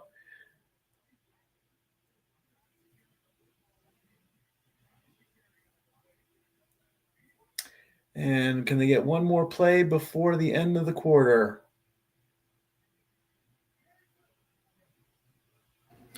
It's like And the ball Pappelallee. gets batted down, incomplete, and Carter got a hold of it and he just swatted the ball down. So there's still 5 seconds left on the in the quarter before.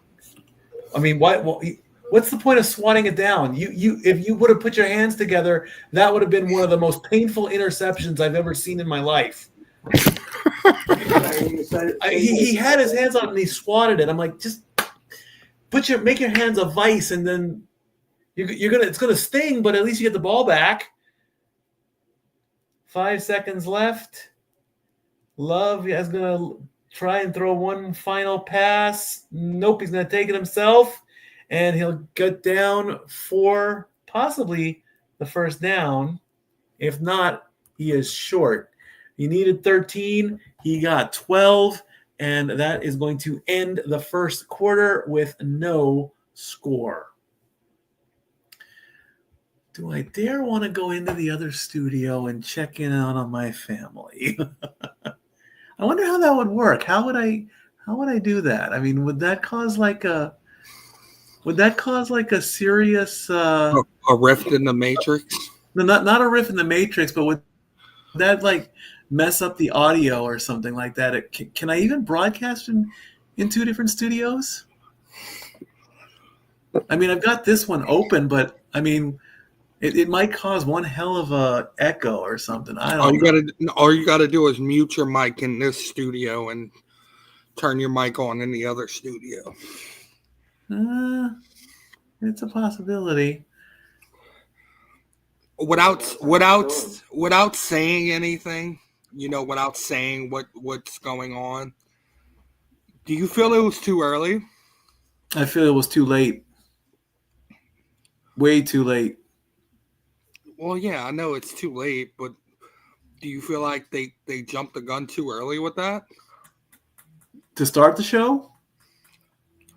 Well, no, I'm talking about, I feel like that should have happened Are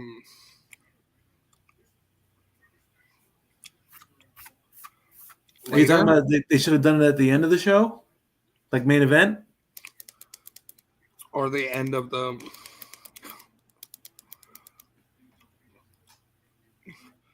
the angle?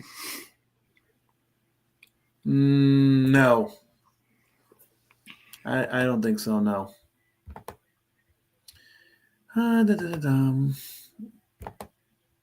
hate when that happens.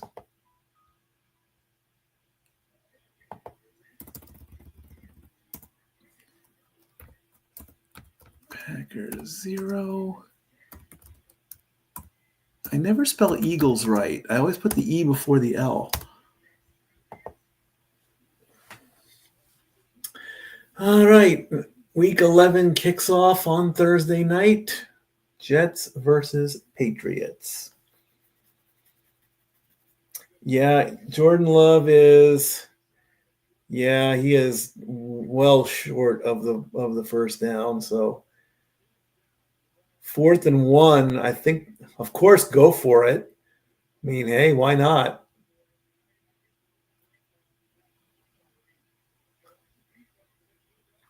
Of course, analytics is going to say go for it.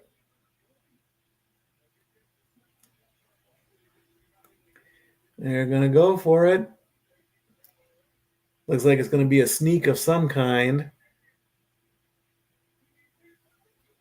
Yep, he got it. And the flags come flying. Doggone it.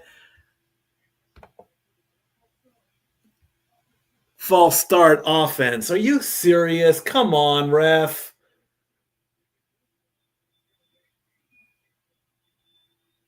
Yeah, he moved. He moved. Okay, I take it back.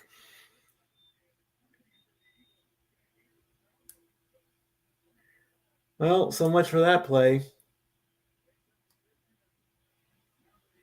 Hey, go for it again. Why not? Yeah. Slam your helmet down there, Banks.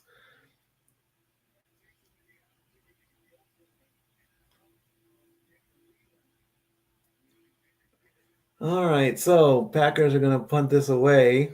Let's see what happens.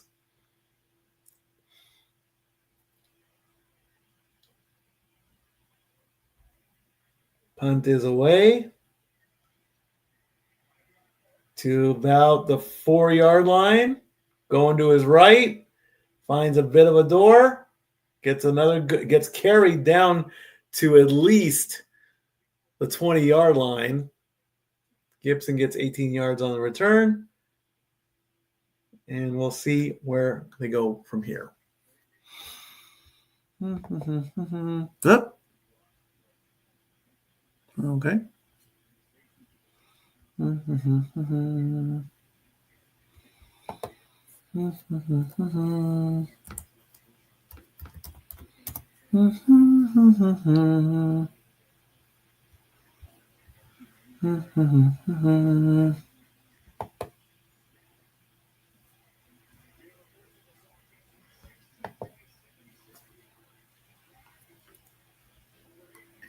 All right. So we're going to see what the Eagles do after the punt.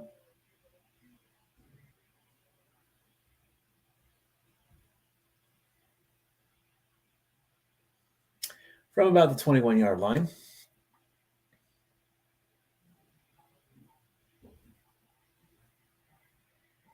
Hands off to Barkley, who gets taken down from beyond the line of scrimmage, or before the line of scrimmage.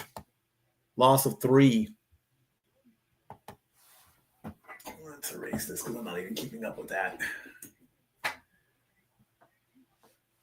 75 of everybody watching. Thank you so much. Let's see if we can get it to 100 before the end of the... I didn't repost. That's why I didn't do that.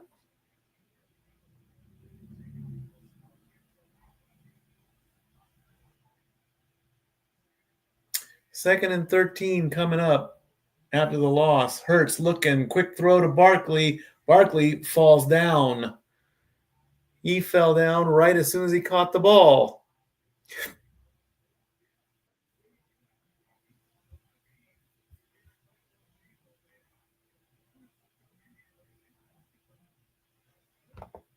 What happened, Zach? You good?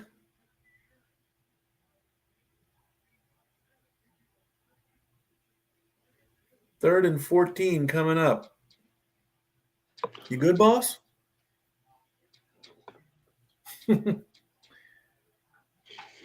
My computer died. Oh, all right.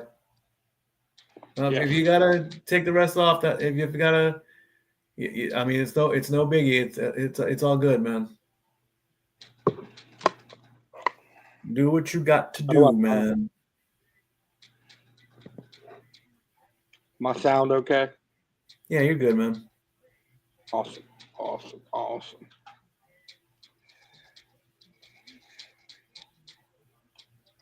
There's my repost. It's a drag out game, huh? For the first, yeah. I mean, Eagles on a 3 and out here. So they're going to give the ball back to the Pack.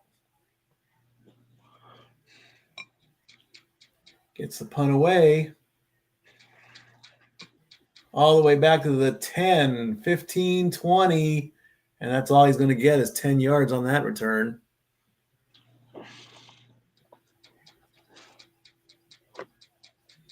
Maybe I'll check in on the fam on halftime, like I did before.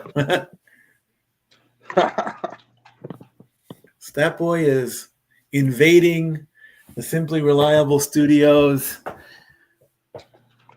and wants to talk about wrestling during halftime. Sure, why not? Let me set that up. Where is my? Here we go. It's halftime. I'm checking in with the family as they cover Monday Night Raw. Sure, why not? Gotta make it bigger, though.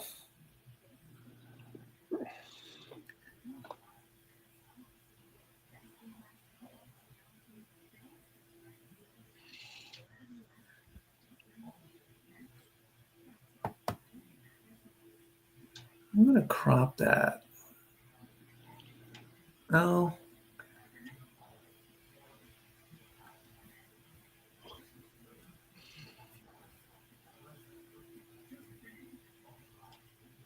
Where is the full?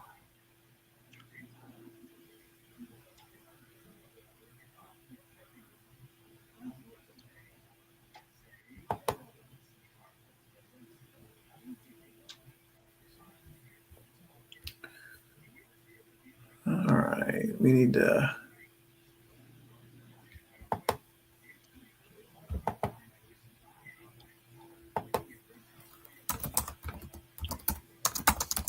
Sad Boys coverage of Monday Night Football. It's halftime. I'm checking in with the family as they cover Monday. Okay, we just got to make that bigger. Make it pop a little bit. We need a Grossi raid. No, we've done that. Been there, done that. If Grassi's posse wants to raid me again, that's he. I don't think he does multiple raids for people.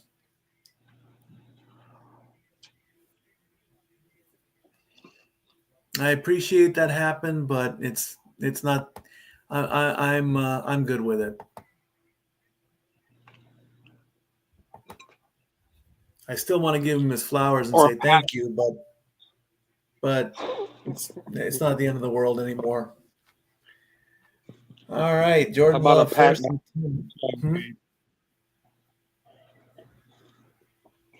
Jacobs will get a few yards on that run. What were you saying, bro? How about a Pat McAfee show raid? Oh, yeah. If that happens, to get rated twice in one season.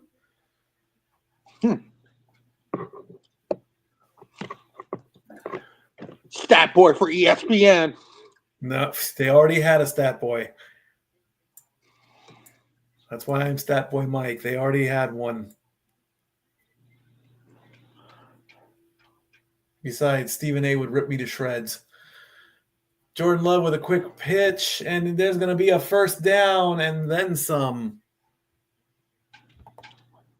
Jacobs gets 11.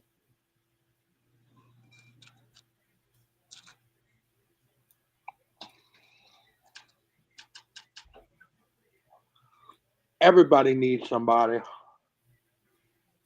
Everybody needs somebody sometime. Batman needed Robin. Stephen A needs Mikey. Nah. Stephen A don't need me. He's got Shay and all the crew on First Take. He's got his own. He's good. 1st and 10 coming up. Love's going to hand the ball off, and Jacobs goes nowhere.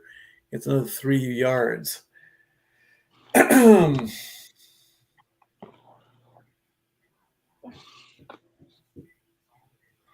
They like passing the rock or running the rock, passing the rock. That's basketball.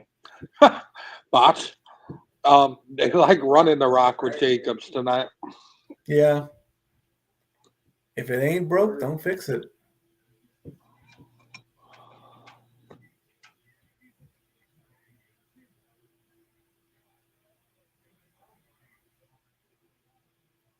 There goes another one. Jacobs is going to get a loss, though, on that one.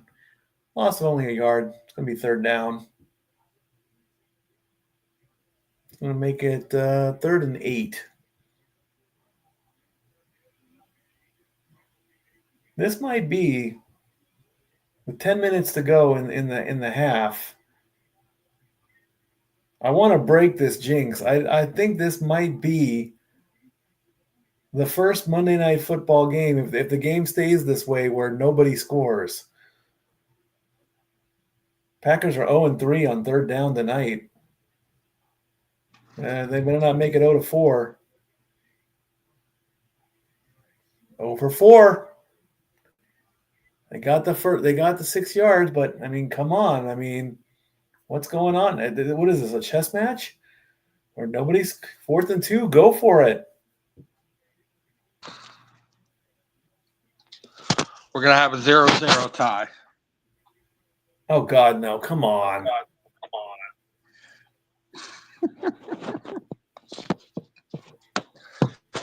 Analytics say go for it. They're going to go for it. Yeah, whoa, I got an echo going on there, bro. You might want to fix that.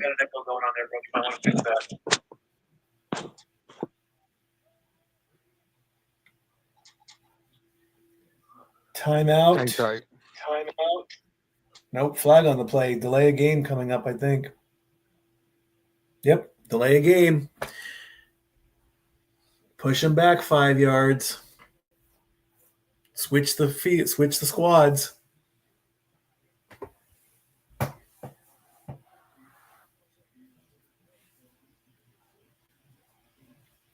So at 8:52, kicking squad's coming out.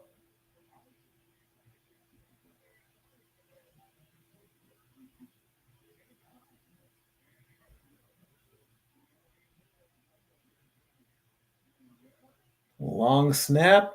Good punt. Down into the end zone and out the back, and that's going to be a touchback. So at 8:28 to go and no score, we'll see as they go to commercial, we'll see if something comes around. In the meantime, let's figure out what's going on with the rest of the Casa D18 and the Simply Reliable studio. And now for a taste of things to come.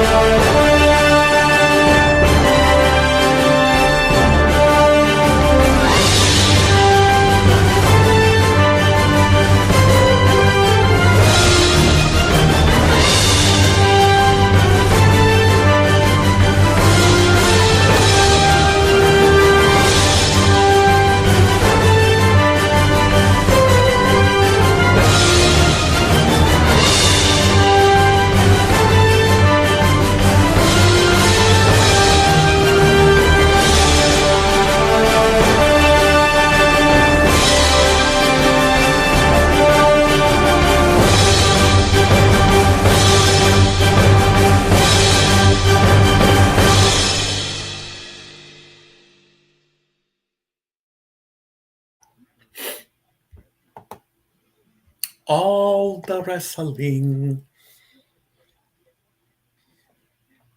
All the wrestling. All the wrestling. All the wrestling. All the wrestling. All the NBA. All the sports. Magic and Knicks on Wednesday. Lakers at Thunder at 9:30 p.m. Eastern. Here we have no score with 8:28 to go at legendary Lambeau Field.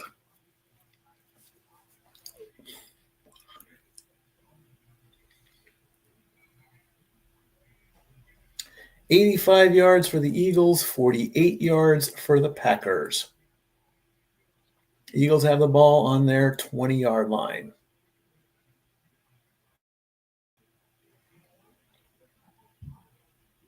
Let's see what happens on this play. What is Hurts going to do? He's gonna fake the handoff to Barkley. He's gonna roll to his right. He's looking. It's a short pass, almost a pick. Came very, very close. It looked like one of the Packers. All they had to do was just hold their arms out, and that would have been a pick. Instead, Dallas Goedert gets 8 yards, his first catch of the day.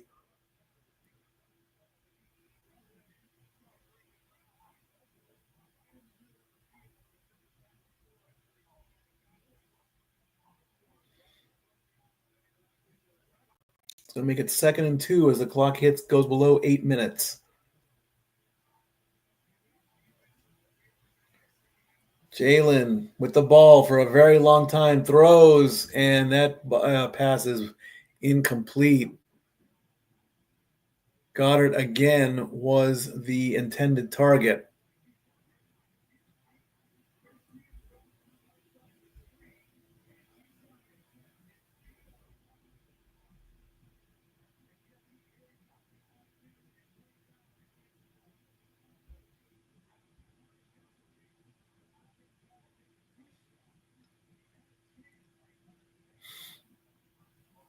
Third and 2 coming up. Keyshawn Nixon broke up that last play. He got 10 breakups. 3rd and 2. Can the Eagles convert? Nope. Incomplete.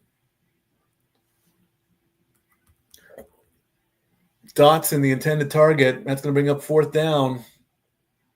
Will the Eagles go for it? Doesn't look like it. Nope. Is Jalen? No, he's out.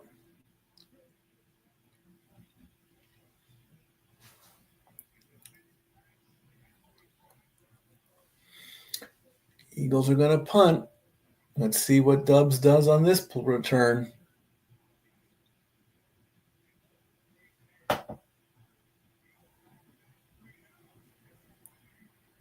Short punt. Ball is going to be downed right at about the 40-yard line, 42.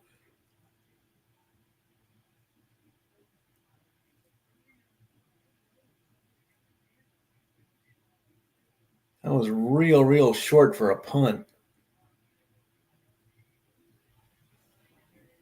7:25 to go in the half, and still no score. They get a hold of that. That was a sloppy punt. Looked like the ball went off the side of his foot. ESPN goes to commercial.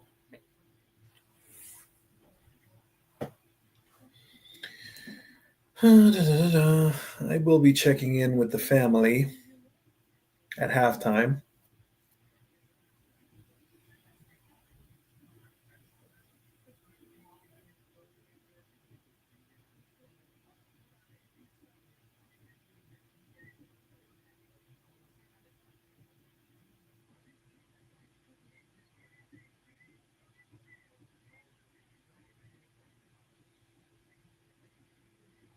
Fluffy at Pink's Hot Dogs.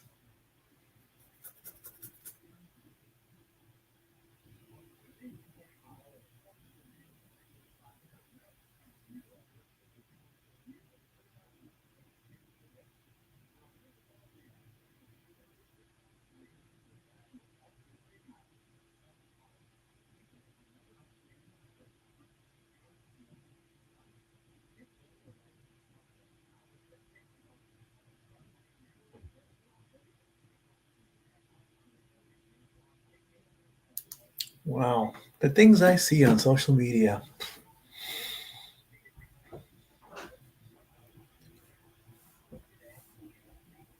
Sleeper, what is that?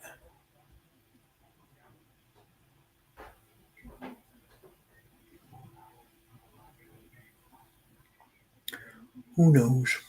I don't.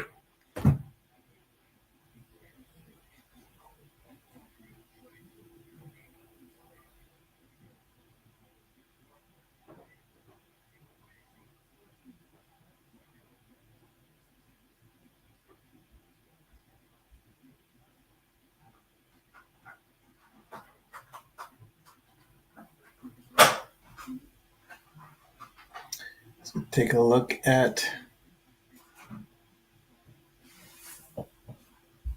the Wells Fargo Visa card. Be a 2%er. I use the Upside app. That's what I use. And if they paid me, I would put it in this show. But hey, I'm not worried about that. Packers with the ball on their own 41 after the 30-yard punt. And 7:25 to go in the half. Jordan Love with the ball. He passes, and that pass is broken up. Dubs was the intended target. Mitchell broke up the pass. Second down. Jordan Love only 2 of 5 for 12 yards.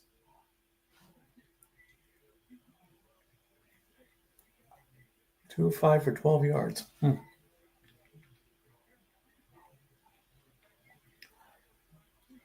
12 rushes for the Pack, 6 passes. 18 plays. Here's the 19th. It's going to be that looked like a high tackle there. Wilson only gets 2 yards. That's going to be third down.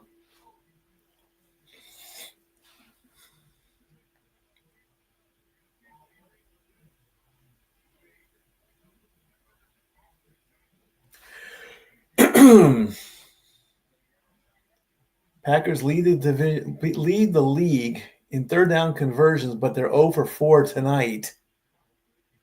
And now it's 0 for 5. Ball gets batted down. That's an incomplete pass. What is going on? Bizarro Land 10 weeks in a row? I mean, come on.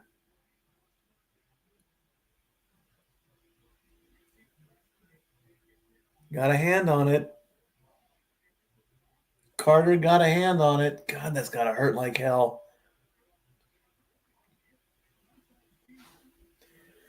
Back and forth, and nobody going anywhere.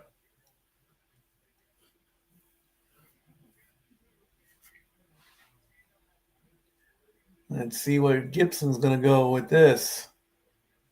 He's going to get the ball around the 13-yard line, and he's going to get at least 15 yards on the return, but that's pretty much it.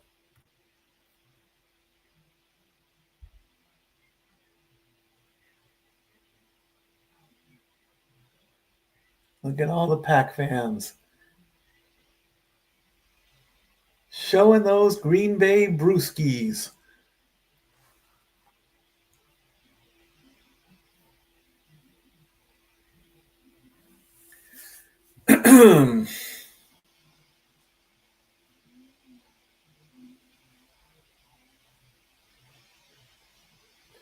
Progressive has gone animals driving. They turned Flo into a llama. Why?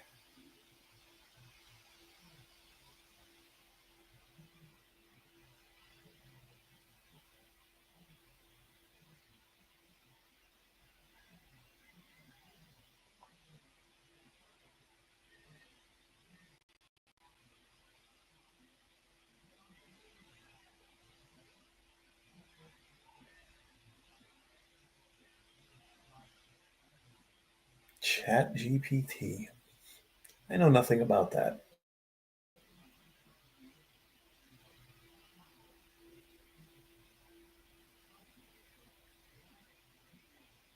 Miller Light Beer.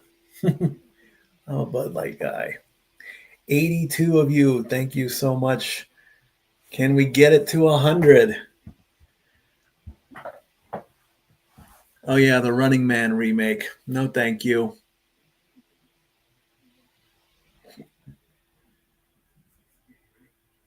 No, thank you. No way.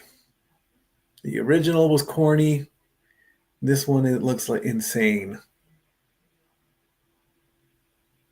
I don't even remember the last time I went to a movie.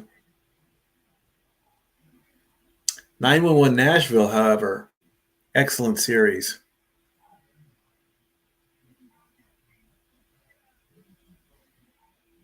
Great to see Chris O'Donnell back on the air. All right. There's that fumble from earlier.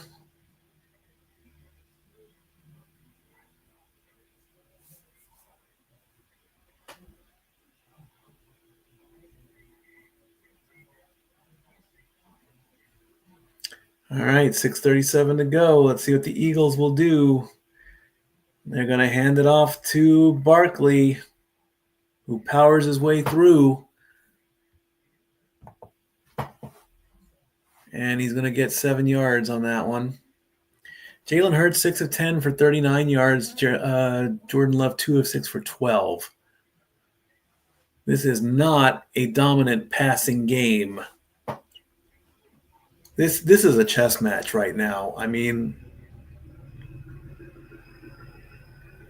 clock is about to hit 6 minutes left, and neither team has scored. 2nd and 3 coming up. Barkley gets the ball again and gets the first down. But there's a flag on the play. Why not? Get up, Johnson. He's getting up slow.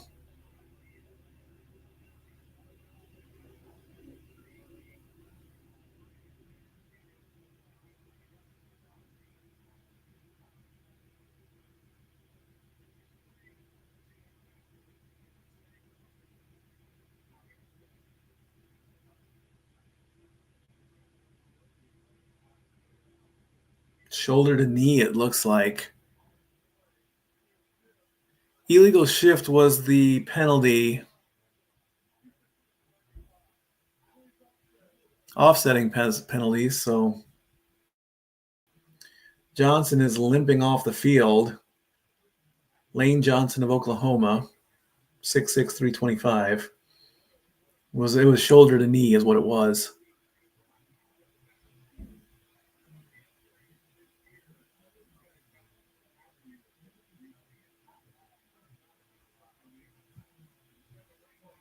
Illegal shift against Philadelphia, holding against Green Bay. They offset. 2nd and 3 coming up. 5:54 to go in the half.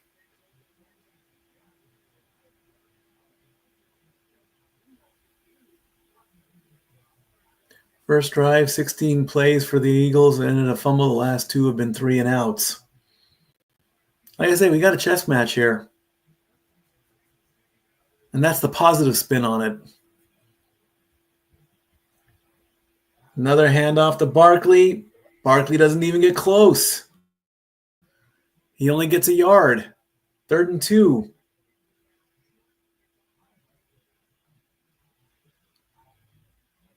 He had that opening, that one play. Defense is getting better.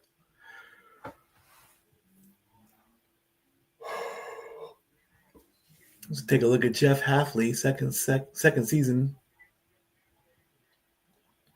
3rd and 2. The Eagles did convert 3 for 3, but now they're 0 for 3 since then. 5 minutes to go in the half. Fakes the handoff. Jalen is incomplete. Flag on the play. DPI, ladies and gentlemen. Why not?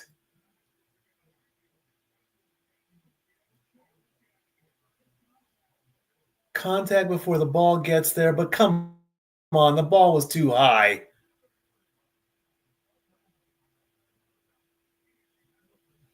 You're kidding, right? What, is he supposed to turn his arm into rubber? How is he supposed to catch that?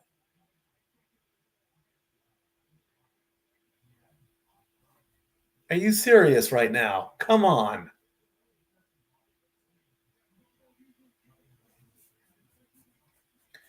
Well, it's a conversion, but not the right way anyway.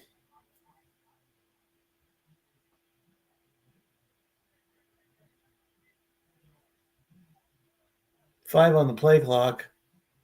Now, well, come on.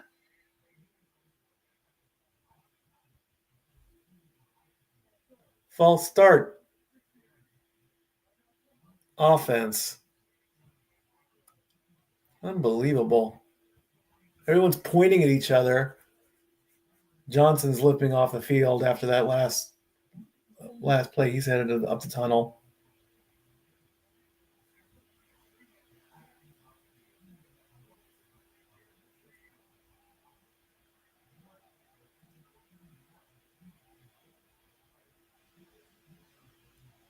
First and 15 after the false start penalty.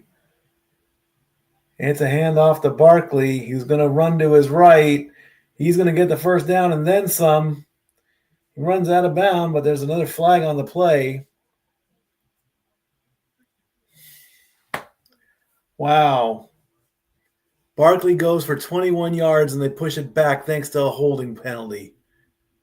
Unbelievable, man. What is going on? Bizarro land. His best run of the game gets negated thanks to a penalty.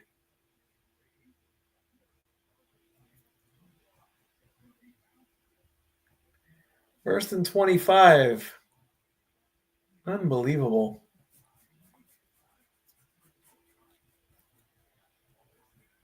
I am fairly certain that this might be, unless something big happens.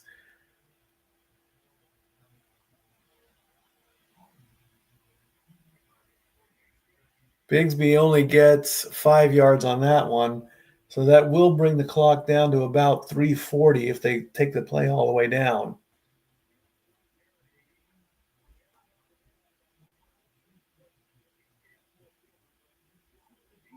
I can see the family. How's the game? Nothing.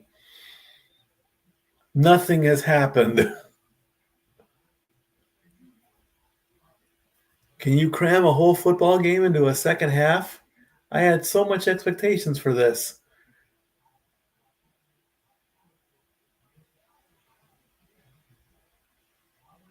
Fake handoff, quick throw to the right. Smith gets 9. Make it 3rd and 11. Clock will hit 3 minutes.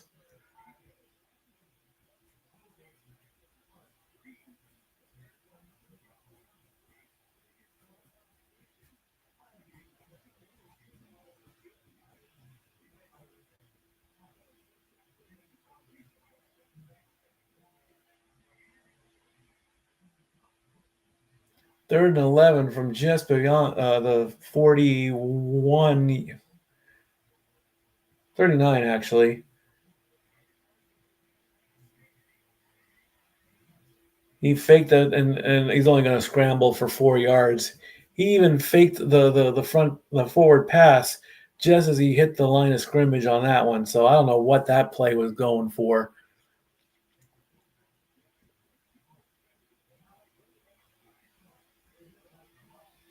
It's going to make it 4th and 7.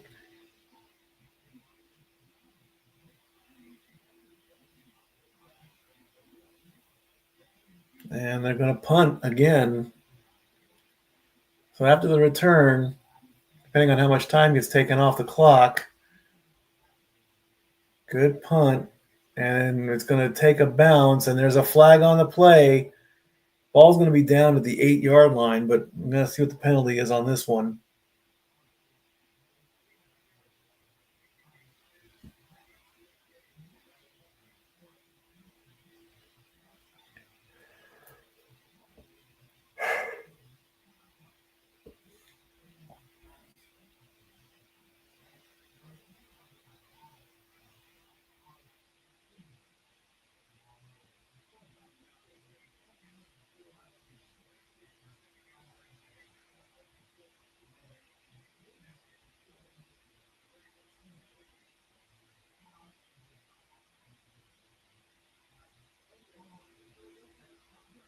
Holding against the Eagles.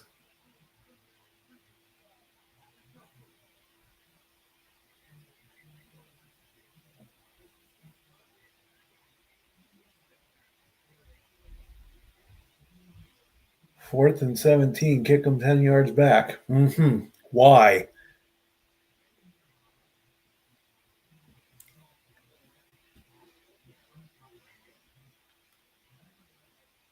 Where's the hold? I don't see a hold.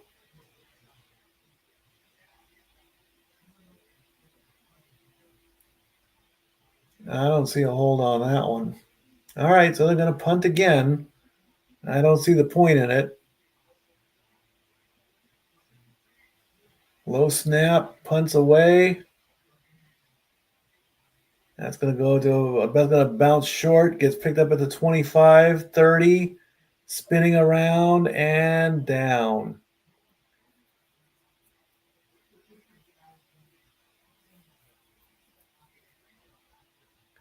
So that's going to set up for the 2-minute warning. Did get 10 yards on the return. Well, let's see if this stalemate will be broken in the next 2 minutes. Because a whole lot of nothing has gone by scoring-wise in this game.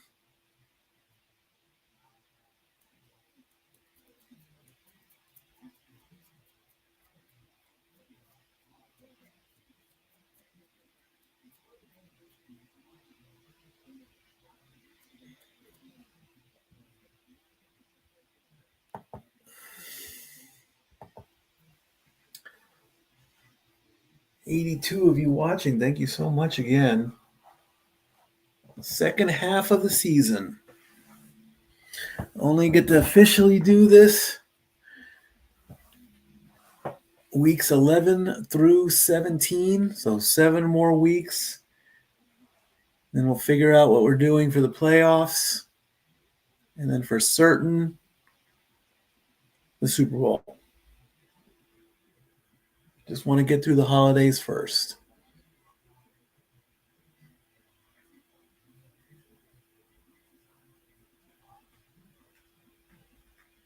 Bronco. I could drive a Ford Bronco, I think.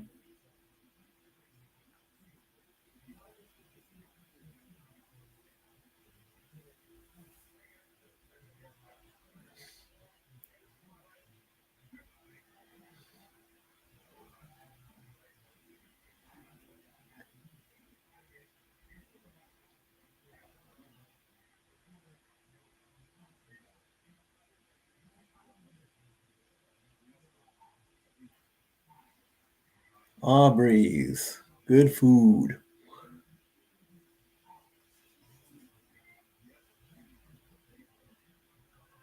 Bojangles and Aubrey's. Excellent choices.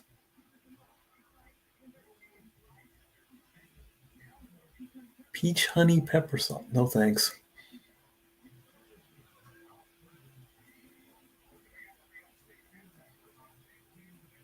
What first half takeaways? There haven't been any.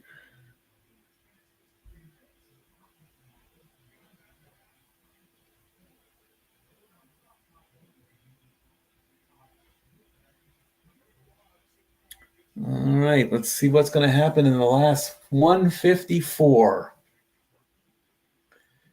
Jordan Love. It's love right now. He's going to fake the handoff and give a short pass and gets pushed out of bounds. Gets shoved out of bounds, really. As Musgrave got the catch. 1:48 to go on the clock.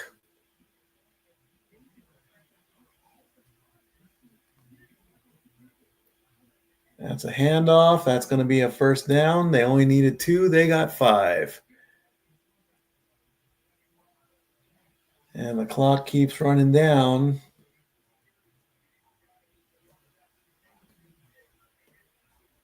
$90 seconds to go. Getting close to field goal range. Love is going to give another short pass to Jacobs. That's another 5. Clock running down. 1:15 to go.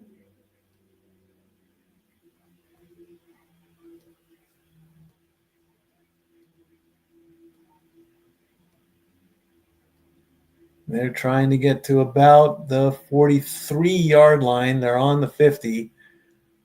Love looking with plenty of time. Gets through traffic. He's going to take it himself, get the first down, and run out of bounds with 51 seconds left on the clock. He got 9 on that play. That's going to make it 1st and 10.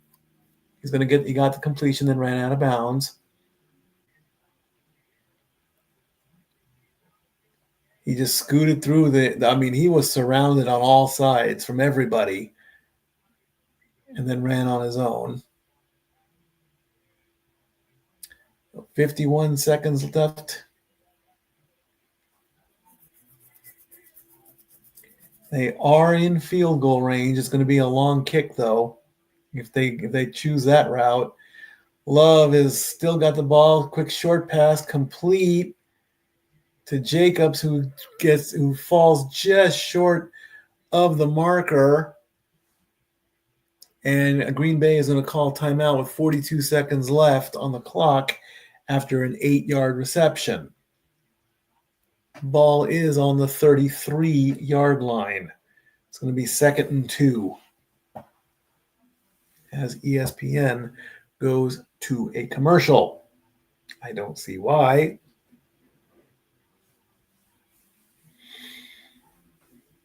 It's always the commercials.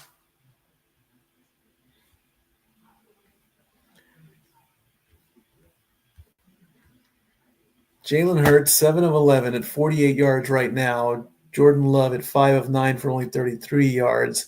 Saquon Barkley, 9 carries, 33 yards. Josh Jacobs, 10 carries at 38. And with no score, the Packers right now have a 61% win probability. I don't see how.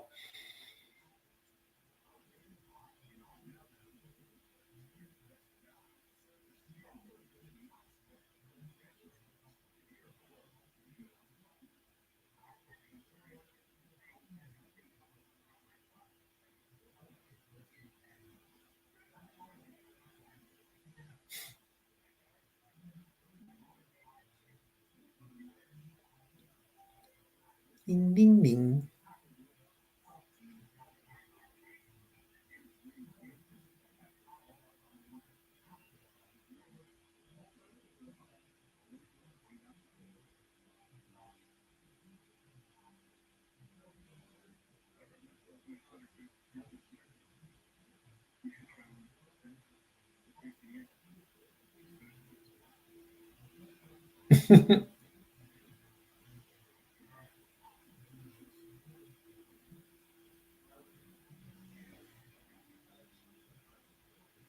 Very interesting pistachio commercial.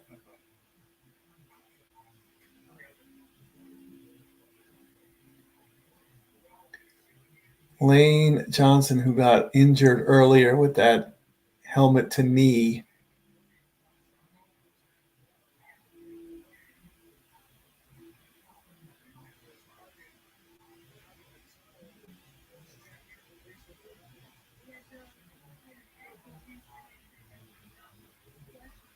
He is questionable to return.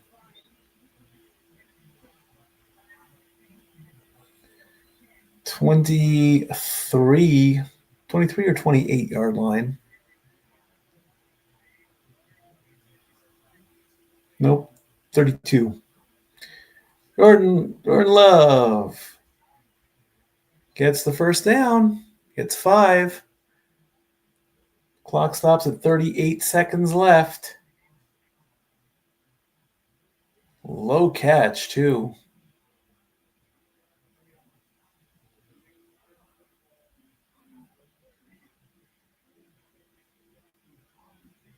For this drive, Jordan Love is perfect. Doesn't have much yardage, though.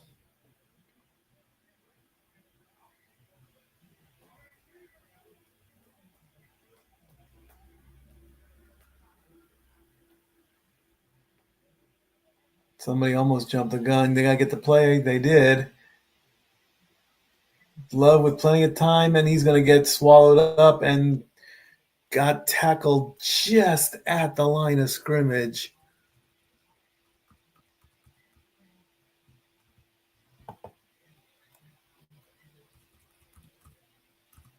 They will call it a sack, but, I mean, he was right at the line, so. And the Packers are going to call timeout, I believe.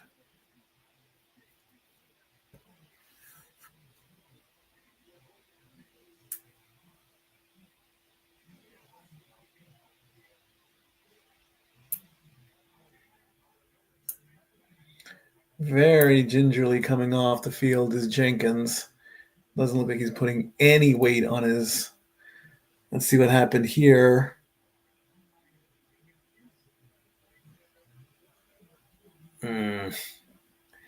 He landed on top of somebody there. So he's going to be taken off the field.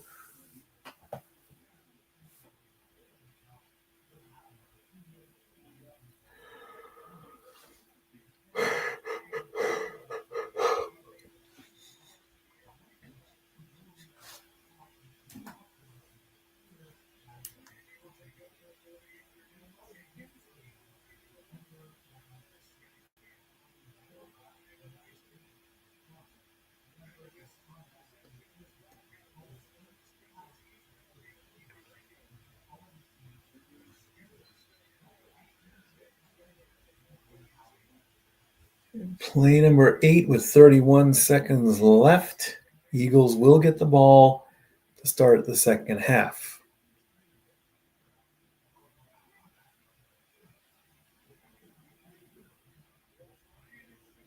Jordan back, and that's going to be it. The ball. Oh, what are they going to call that? Is that a fumble or a pass? It's hard to tell.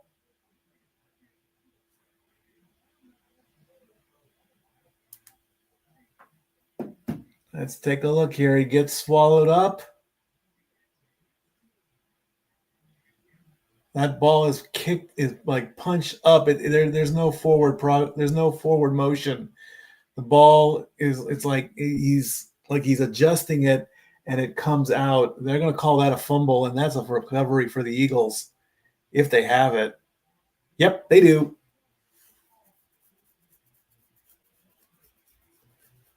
There was no forward motion in the pass.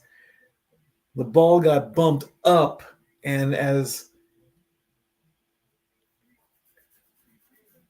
Jordan was trying to reach for it, it looked like,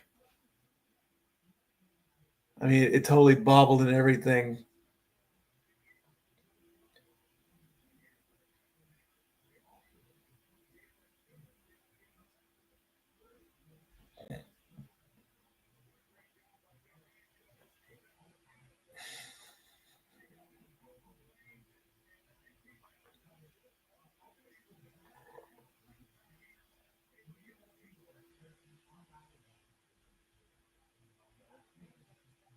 "23 seconds left in the half. No score."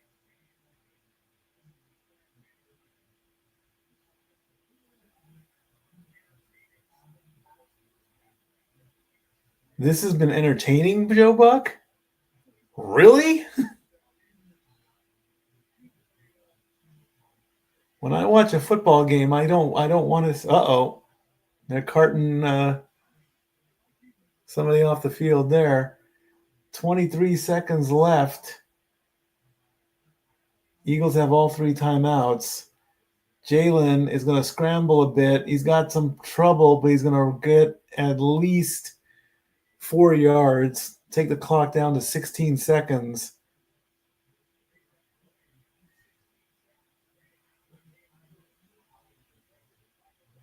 I don't know what Joe Buck is talking about, saying that this has been an entertaining, scoreless half. Yes, it's been you could call it a chess match. That's the positive spin on it. The negative spin is nobody's scoring any points. If I come home and I see that there's no score at halftime, I'm not going to want to watch the second half. But I will. Jalen's going to throw to it, and that's incomplete. The ball hit the ground. Smith, the intended target. 11 seconds left in the half.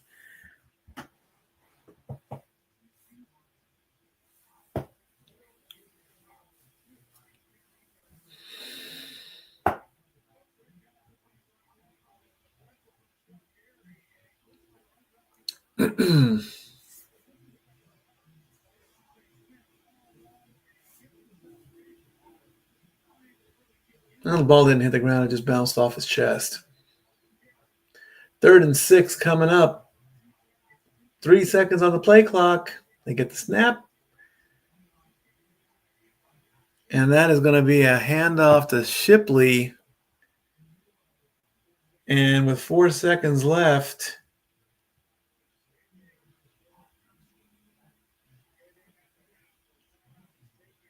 Green Bay calls timeout. I don't know why. Green Bay uses its last timeout.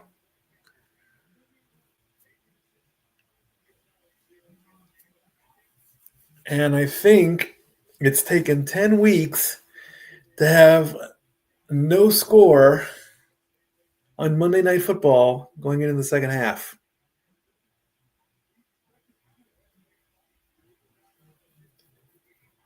Well, Troy Aikman just said we expected a heavyweight fight. He's half right. I expected a high-scoring game, and instead I'm getting the opposite. Hey, it happens.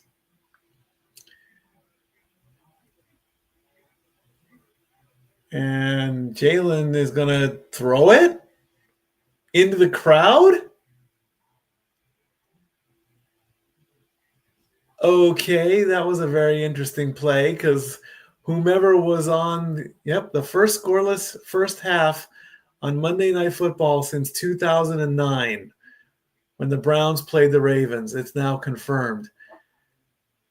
And whomever, that lucky fan on the right side of the field who stretched over the guardrail to get a pass from the quarterback, they just got a souvenir. Wow. The first scoreless half in Monday Night Football in 17 years. All right, folks. I'm going to go check in on the family. It is halftime. Not much really to talk about, but it happens. What can you do, right? Hopefully score some points in the second half. See you after halftime. And now for a taste of things to come.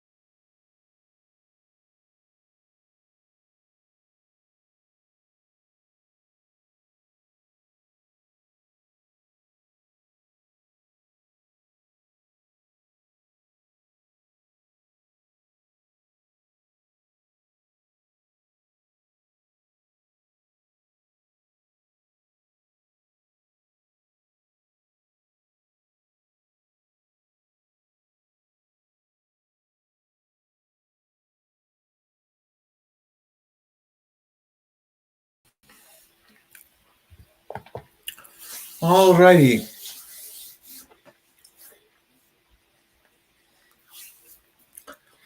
Not much to report here, as there's no score.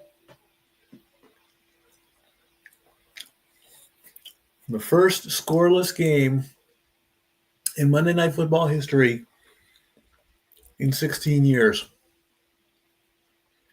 Great way to start off the second half of the season. Is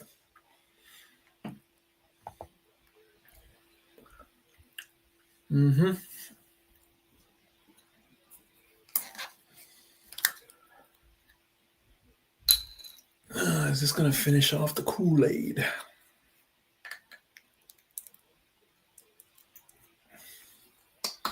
I'm so desperate to hang on to my youth that I still drink Kool-Aid.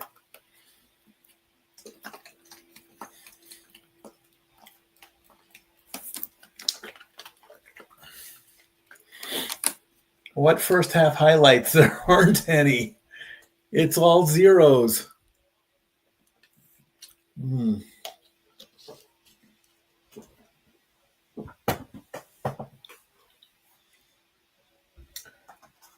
Give it a little bit of volume.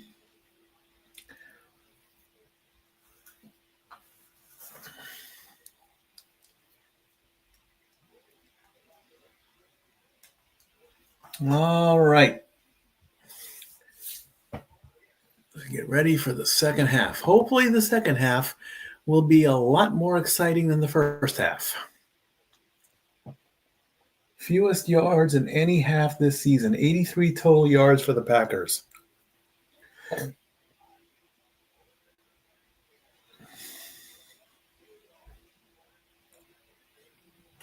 So it's now that I've checked in with the family, the opening contest of Monday Night Raw, which has been reported and all over social media, John Cena is the new Intercontinental Champion. He has now officially joined the Grand Slam Club, and I am very happy for him. 5, 10, 15, 20, 25, 30. So now, more than likely, the winner of the Time Is Now tournament is going to get a shot at the IC title when John retires in a month from now. So, congratulations, John. I'm glad to put that into your book. And the only reason I didn't immediately report it was, one, it spoiled on social. First play from the Eagles coming up here, 1st and 10. Barkley is going to get at least 6 yards on that one. When I went to look on X at the very start of the game, it said that it was going to happen, and which made me want to think that was it truly live? I really don't know. And then it became official, but now that it's happened, and now that the family has reported on it, the right thing to do was let them call it. So we'll leave it at that. 2nd and 3 coming up. It's a fake handoff, which results into a pass to Goddard, who gets the first down. And he gets 5 yards as the clock hits 14 minutes.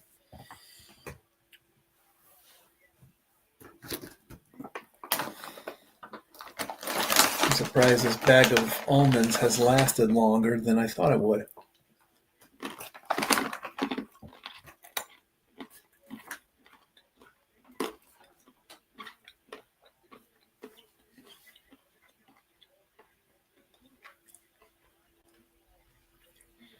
From the 41-yard line, 1st and 10, another fake handoff, and Jalen is going to throw, and that's a completion, longest completion of the game, 22 yards to Goddard.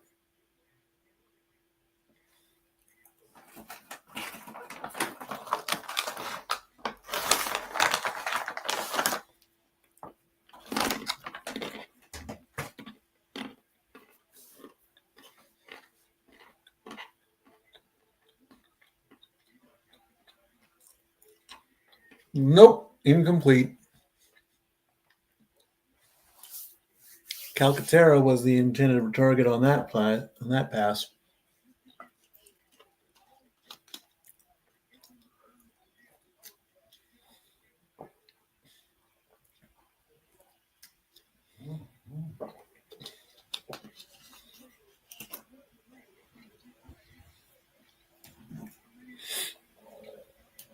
Who's buzzing me?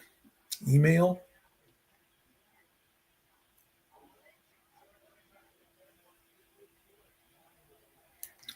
I don't get political. That's a good run there.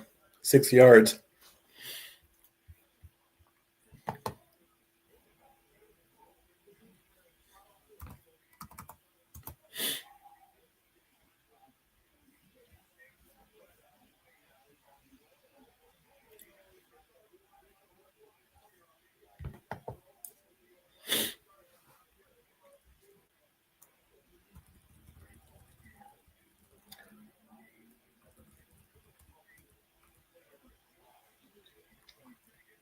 Oh and 5 for the Eagles since starting 3-3 on third down. 3rd and 3.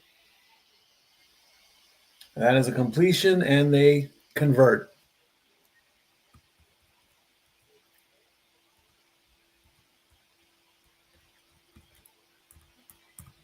I'm going to break my own rule.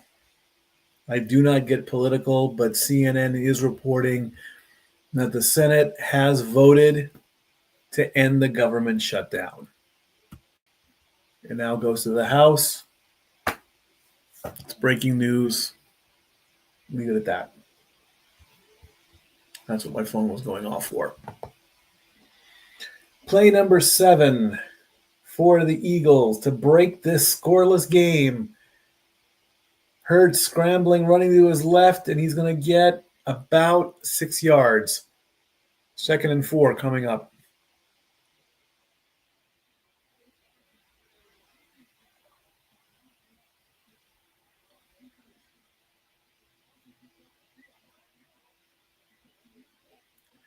Runs to his left and just takes it on just before the first down marker. 2nd and 4 coming up as the clock hits 11 minutes in the third. Jalen Hurts getting close to that 100-yard mark. He's 10 of 17 at 83. That's a handoff, and that's a tackle from way behind. Ooh! That looks painful. Bigsby gets taken down, loss of 3. Defense played on that one very well. Looked like a judo throw instead of a tackle.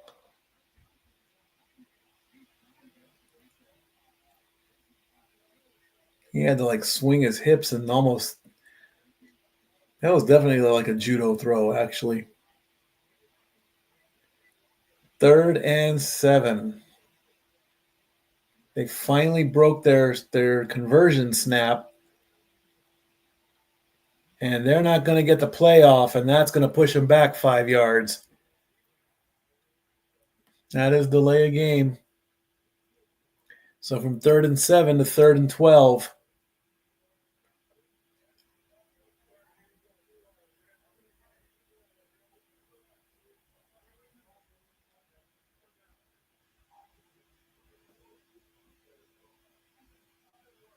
Three, 2, 1. Yeah, that was zeros on the play clock.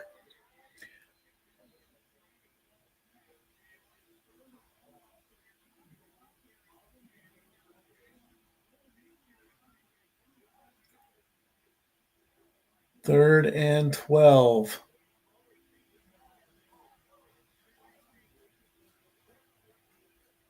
From about the 26. That's a handoff.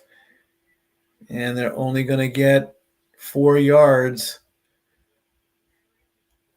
So can the Eagles put some points on the board with about a 39-yard kick coming up? Jake Elliott finally gets to make his debut.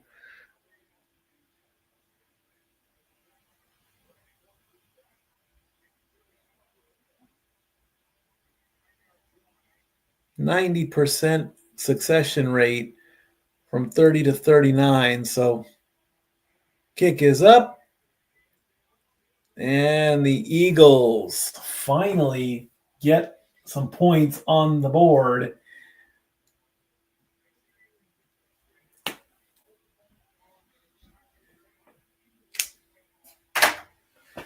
And that's it, folks. It's over. The scoreless streak is over.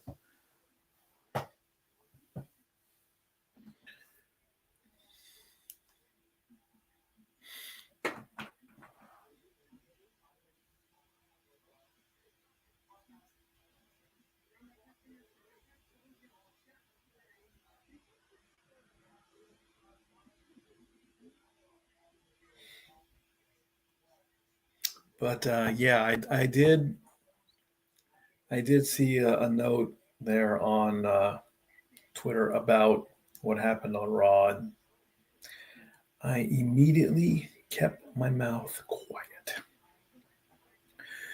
All right, so we've got GB versus Philly. Oh, no, it's Philly versus.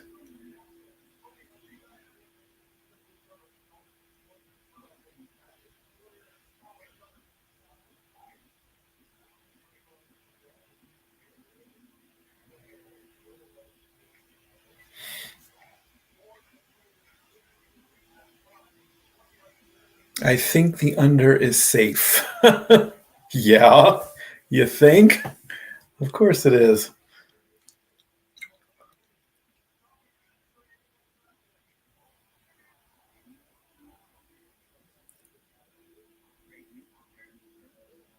Eagles put points on the board, hang the banner.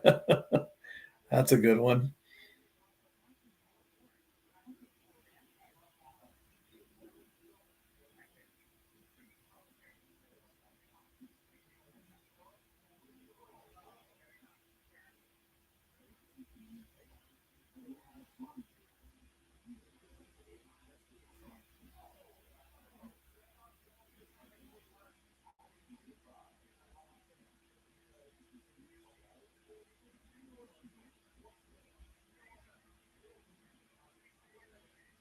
All right. Oklahoma at Alabama, Texas at Georgia. College football.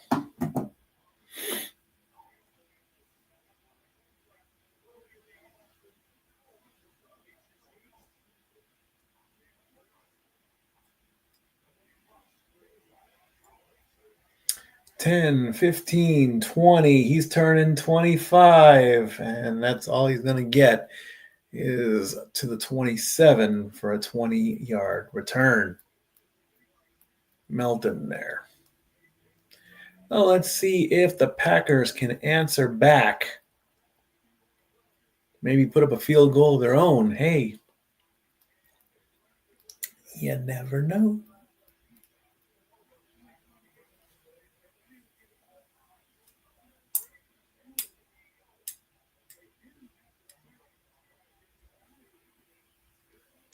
$15 dropbacks, 6 pressures, and 3 sacks for Jordan Love tonight. Fakes the handoff. He's looking, he's throwing. That's a completion. And Watson gets pushed out of bounds, but there's a flag on the play.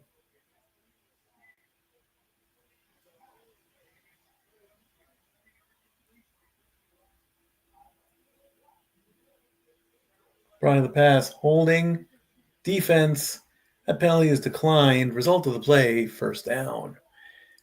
Longest pass for Jordan Love as he gets 20 yards on that play.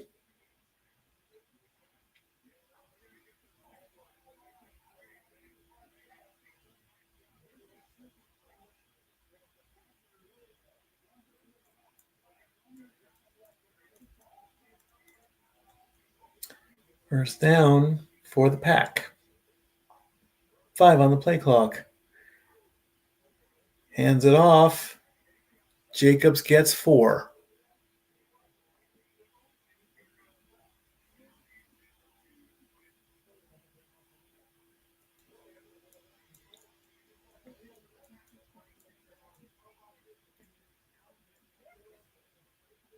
Ankle injury to Elton Jenkins, who got carted off before halftime. 2nd and 6 coming up.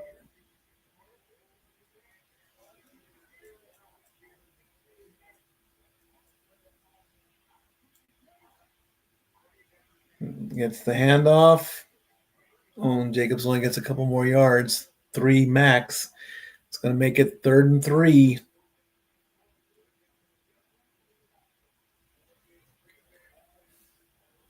They're down 0 for 5 tonight.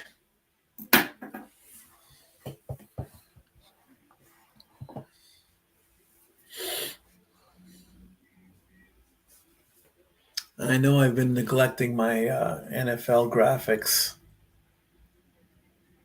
I gotta focus on that too.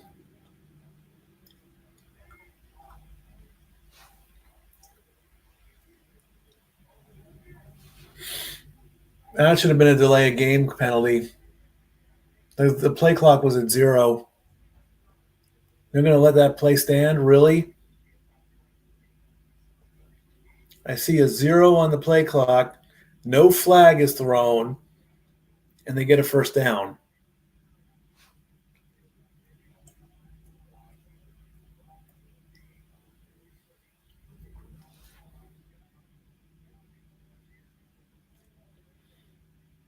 Clock down to 6:23. Play clock at 10. First down, Green Bay. Handoff and tackled behind the line of scrimmage. Loss of 4. Hunt again.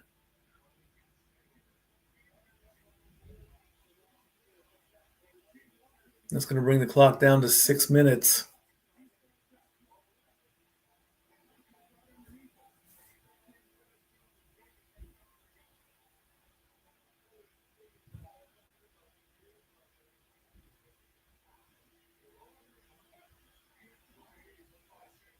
Second and 14.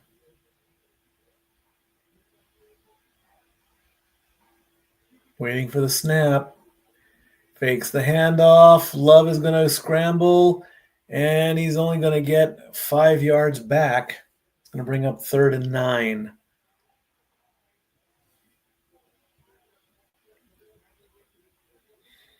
That should bring the clock down to 5 minutes.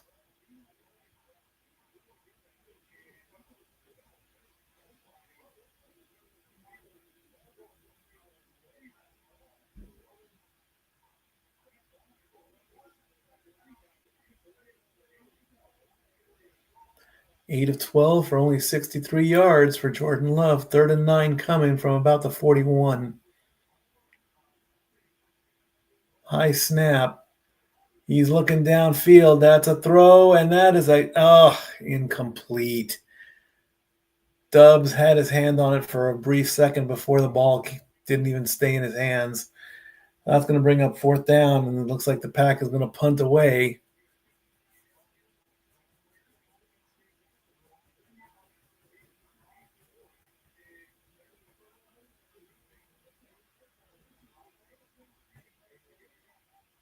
Right off his fingertips.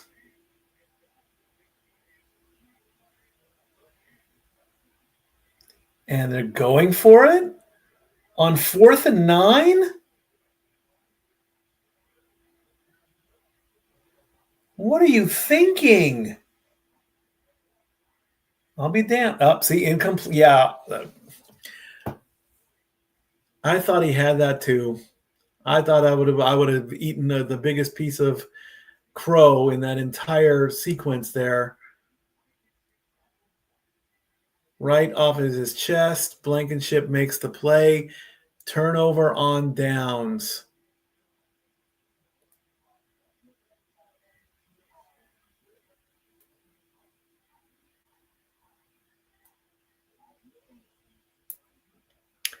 Possibly a few choice words from the coach. Who knows? In the meantime, here's some good choice words for you to keep on what's going on. And now for a taste of things to come.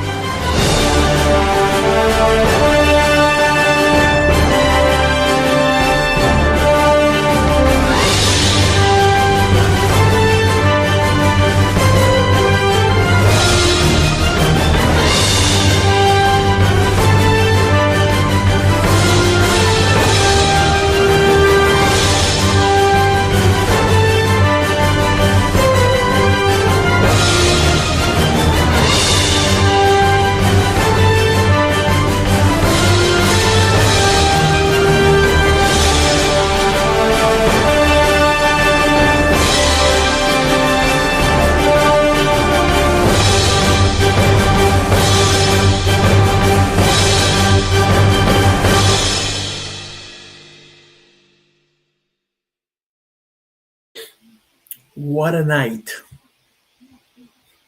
John Cena wins the Intercontinental Champion. The government's going to be reopening once it passes the House. And we've got the lowest scoring Monday Night Football game in a long time.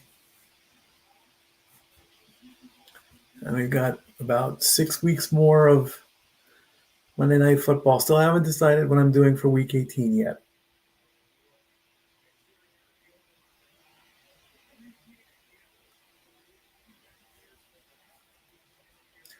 .442 left to go in the third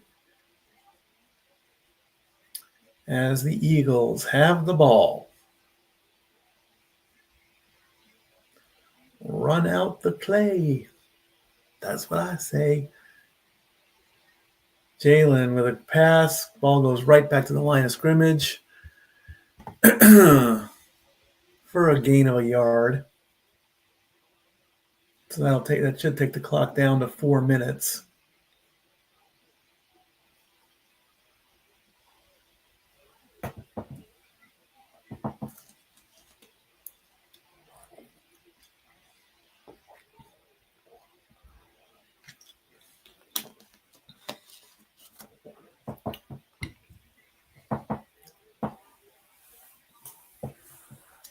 Handoff, and they got Barkley on that one. Loss of 6. As Wyatt. That's going to make it 3rd and 15. Barkley is running to his left, and he gets wrapped up as soon as he touches the ball. Give that guy a bonus. Wouldn't it be great if football players got paid for their performances and not for their contracts? Hurts had to get rid of that one really quickly from behind, and we're going to get 6 yards to Shipley. That's going to bring up 4th down. I've said that before, I think, in passing to a lot of people. Wow, Hulk Hogan and Green Bay combined by that one fan. Pretty cool. It should be like, for every pass you complete, I'll give you $1,000. For every touchdown, I'll give you $2,500. For every field goal, $750. Why not? Same thing in baseball. For every strikeout, $500. That ball is going to go into the end zone and out the back. That's going to be a touchback.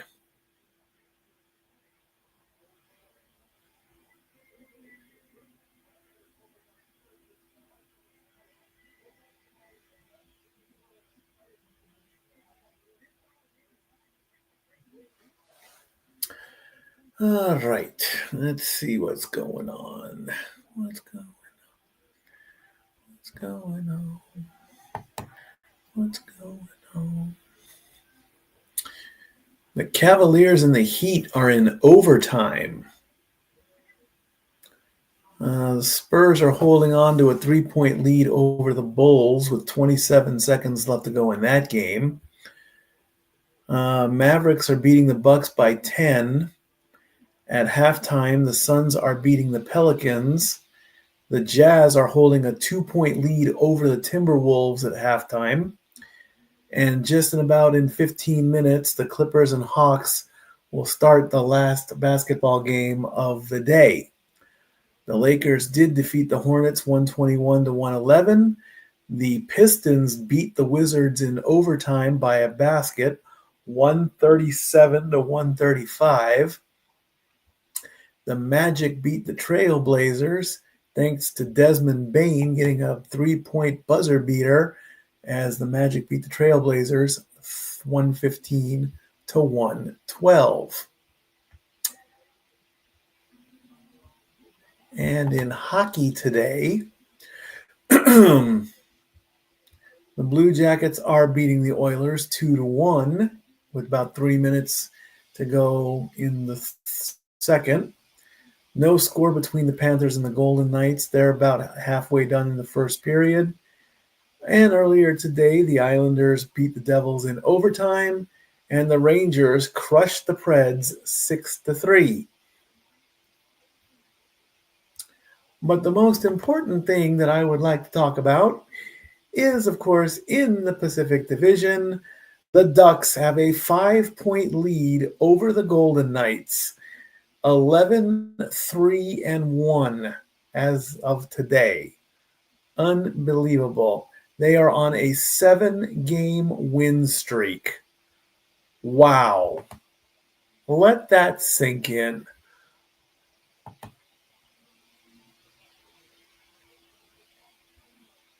And it all started against the defending champions, the Panthers. Then they beat the Red Wings. Then they beat the Devils. Then they beat the Panthers again. Holy cow. They've beaten the Panthers twice. A high-scoring game against the Stars. They beat the Golden Knights, and then they beat the Jets. Their next game is tomorrow night against the Avalanche as they look to go 8 in a row.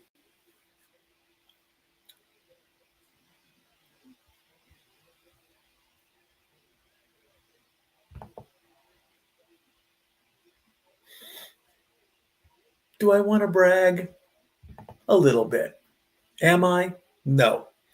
1st and 10 coming up for the Pack as Love fakes the handoff and throws, and that is a completion.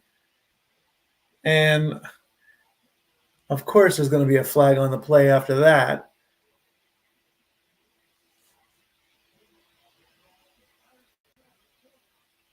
Holding against the defense, penalty declined.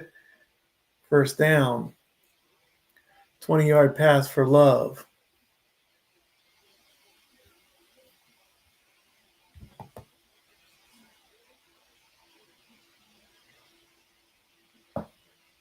I should be wearing my Ducks hat.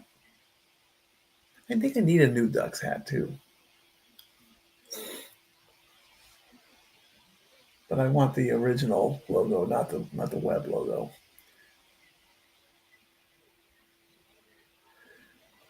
Clock getting close to a minute left.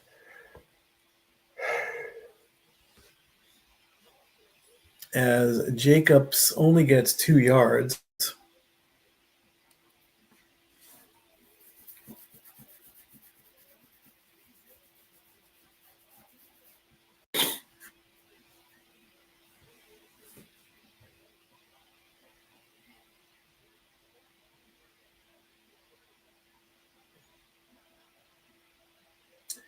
"45 seconds." So they'll get definitely one more play off before we go to the 4th.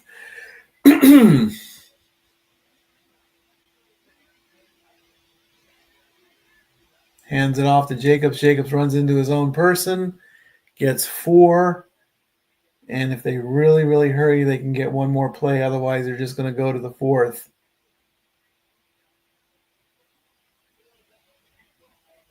Third and 4 coming up.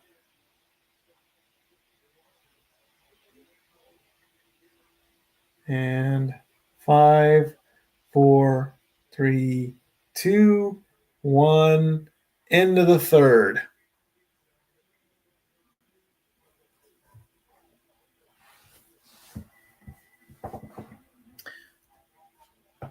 Low scoring game.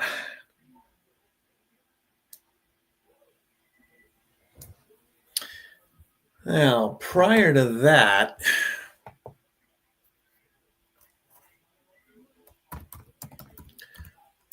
scoreless Monday Night Football overtime.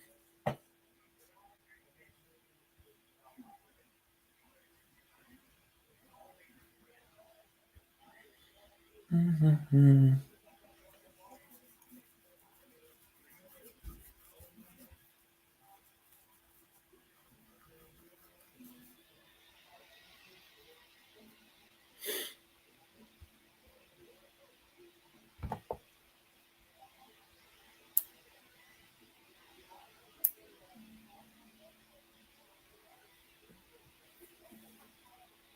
And the ladies go sledding.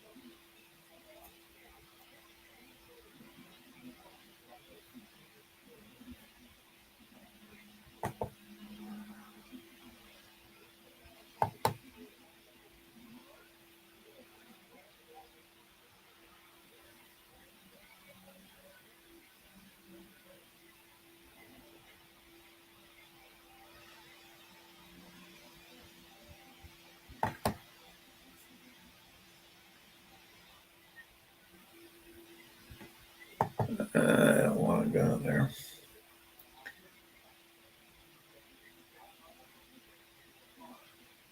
Kentucky versus Louisville, Creighton versus Gonzaga on college basketball. All right, fourth quarter getting underway in a very, other than being 0-0, this is pretty much as low as you can go. Any lower, it's one of those rarity things. What's Jordan Love going to do first in the fourth? He's going to throw. It's going to be complete. And they're going to give him forward progress and the first down.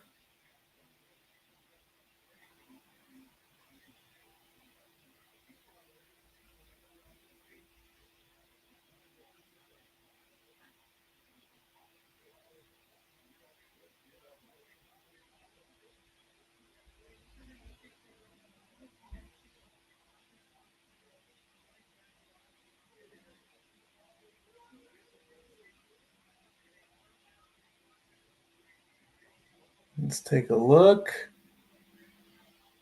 Yeah, he's over. It's fine. Jacobs again gets a run, 4 more yards.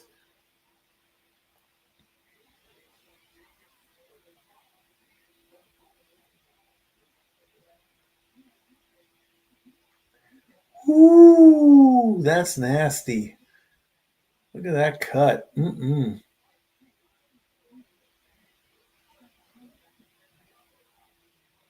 Second and 6 coming up.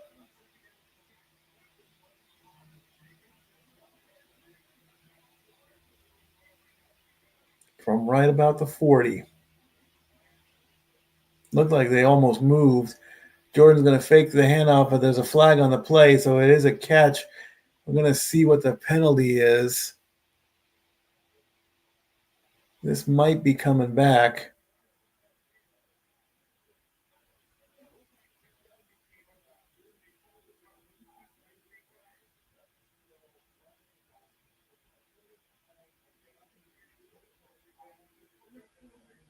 Illegal formation, offense, 5-yard penalty. So the 22-yard reception negated.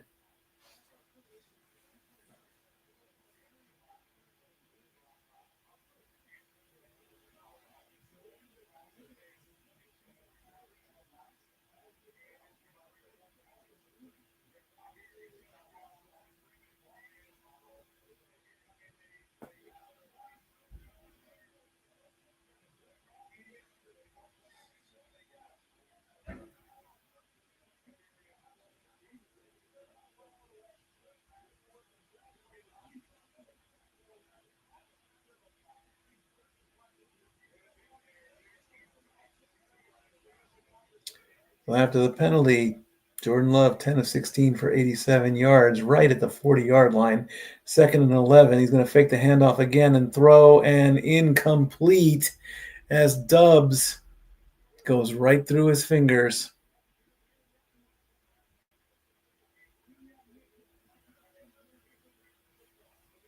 It's going to make it third down with 1 second past 13 minutes.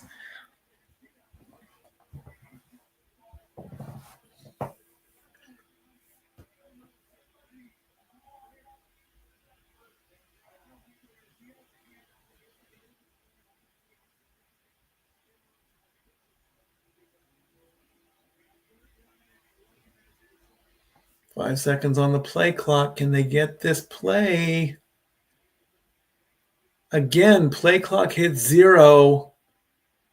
I'm surprised that the Pack did not get called for delay of game, and they're just going to throw the ball away and make that an incompletion. So the Pack is going to lose the ball on that one.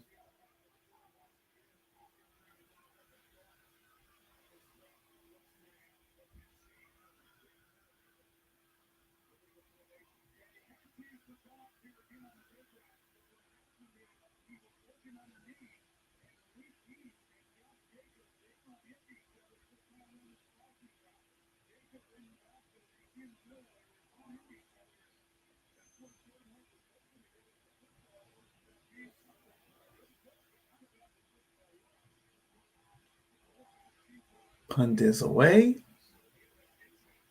And the ball will just get batted down. And do we have a safety perhaps?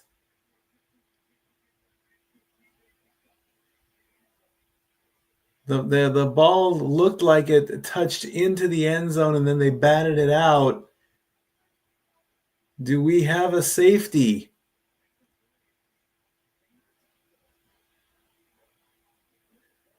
They are praying for a safety.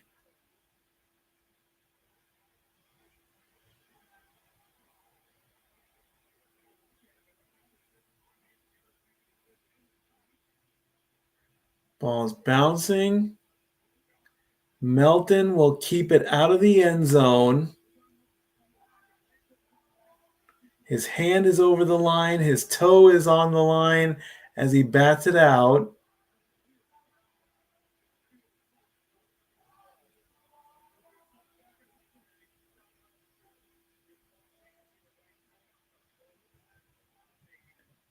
So they're calling that a touchback.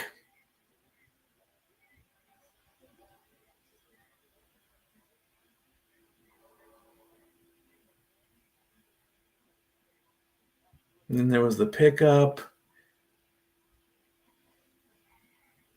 And they tried to do the tackle in the end zone, but didn't go.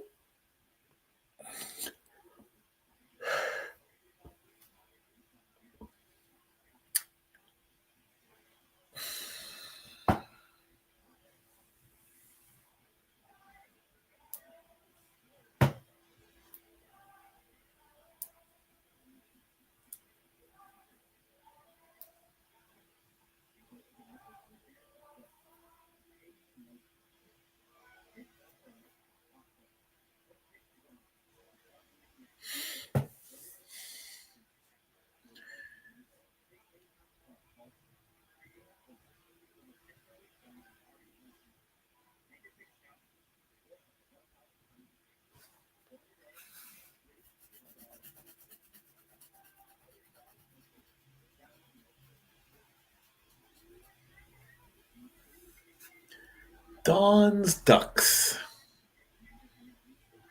They are cute.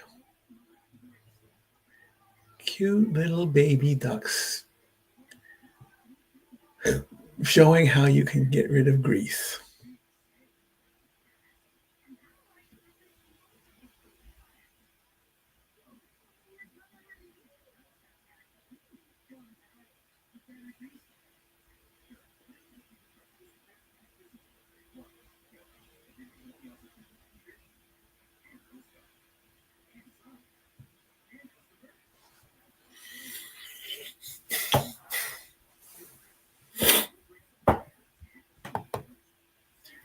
$84.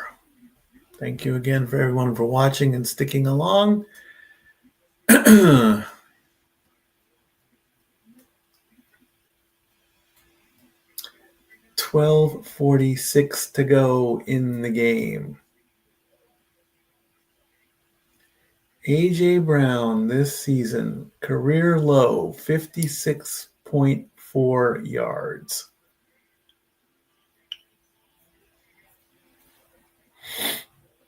And the Eagles have the ball at the 20. Jalen Hurts just needs 10 yards to get the 100 mark. As Saquon gets another 4.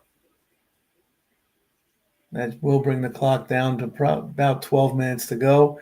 2nd and 6 coming up.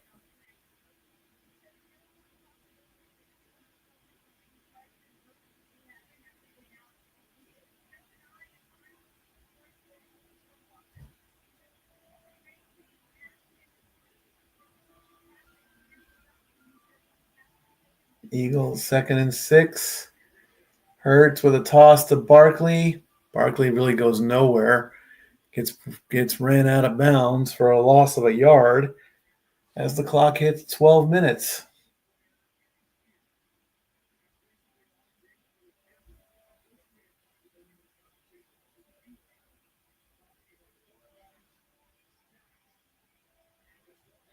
So if things stay the same, bring up my standings again. Let's flip this over.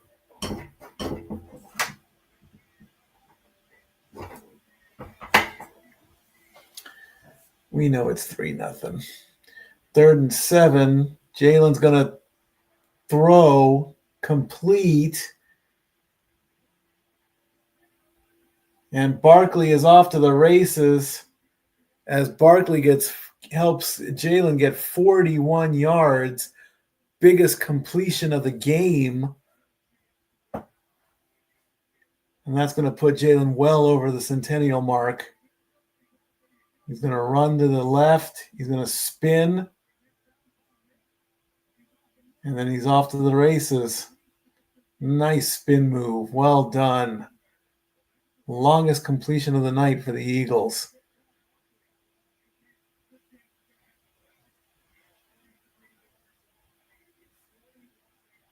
Fakes the handoff. Jalen's going to air it out. He's got him open. That is a Philadelphia touchdown. 36 yards to Devonta Smith. And the Eagles lead 9-0 with 10:35 to go.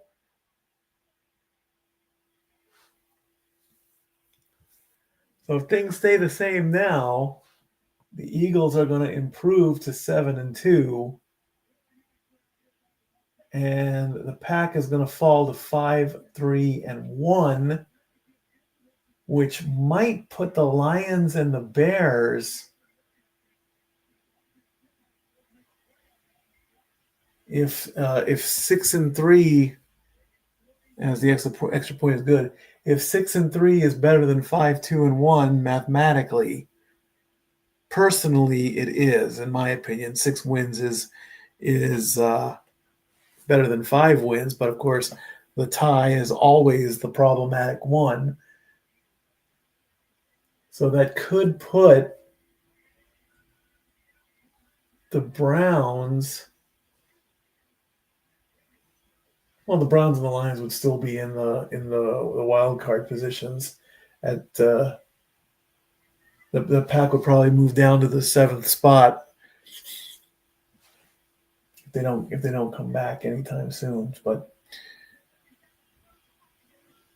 there's still 7 weeks to play. Maybe over on this side, I'll put the playoff stuff. And then, of course, we're getting closer and closer to the first eliminations teams. And right now, it's going to be the residential home team Titans, who are 1-8.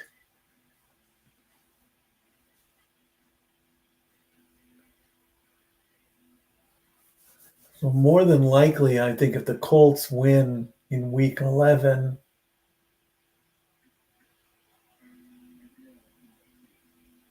they could be disastrous for the Titans. I gotta find my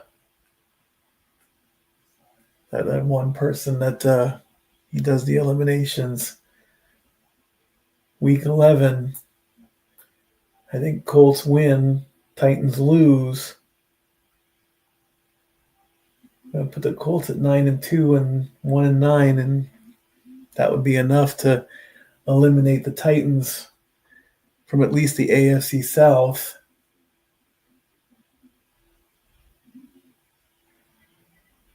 And then 7-9 or 8-9, they're definitely not going to get in the playoffs after that. But that'll be confirmed on social media.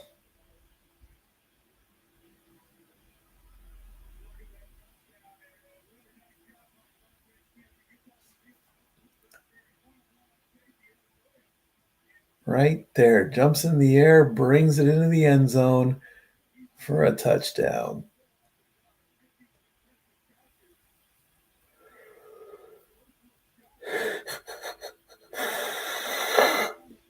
Excuse me. And that's going to go to about the 1 yard line, up to the 20 and out of bounds.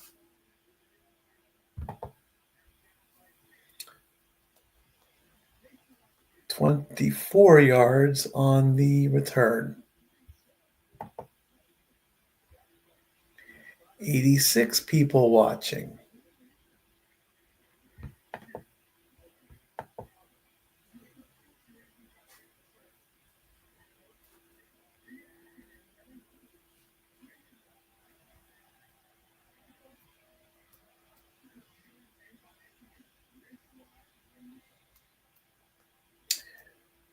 Next play with 10:31 to go in the game, right at the 25-yard line.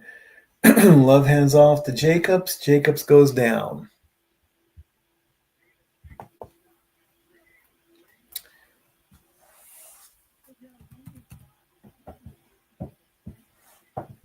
A chest x-ray? That's not good.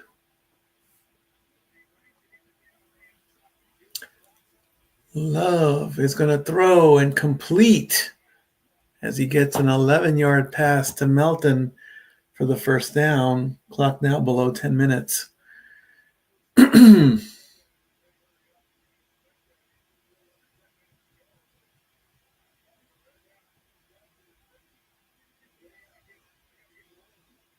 Love looking to keep the momentum. Gets the completion to Jacobs. Jacobs brought down, only a 6-yard pass overall.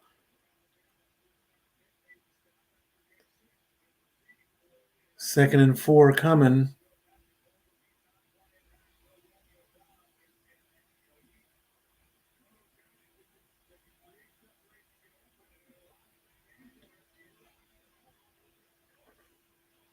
Quick pass. Williams only gets a couple yards. And the clock is now at 9 minutes. It's 3rd and 2.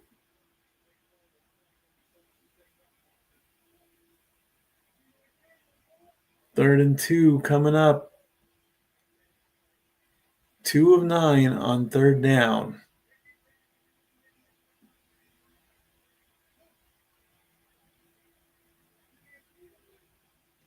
High snap. First down. Jacobs gets 8.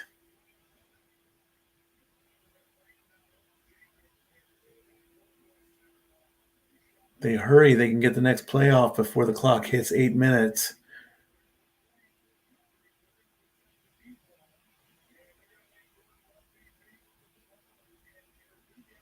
Josh Jacobs has 72 rushing yards. He's too shy of 100 total.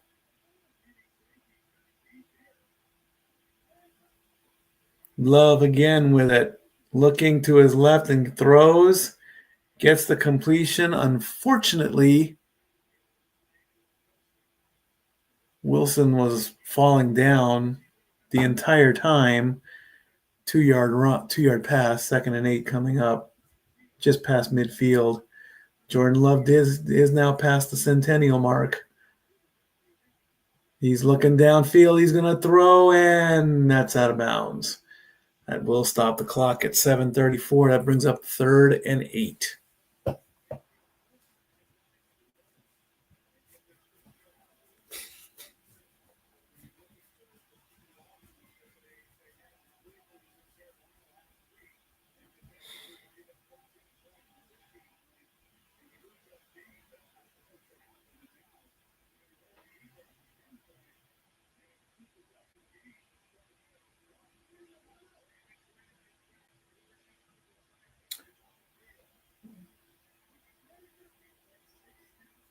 Jordan gets it, throws, completion, first down, gets 10 as he finds Wicks.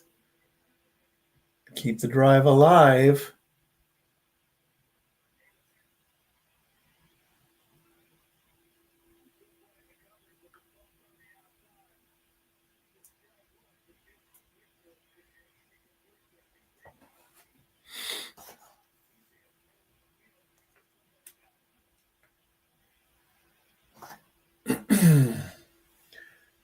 From about the 34. That's a spin, but really didn't go anywhere. Tackled at the line of scrimmage. As the clock now hits 7 minutes. Wow, look at that Eagles mask. 2nd and 10.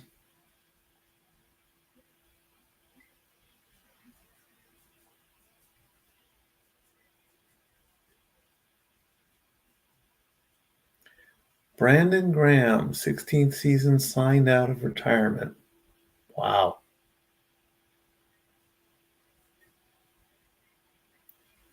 Love again, looking, throws, and incomplete, and there is a flag.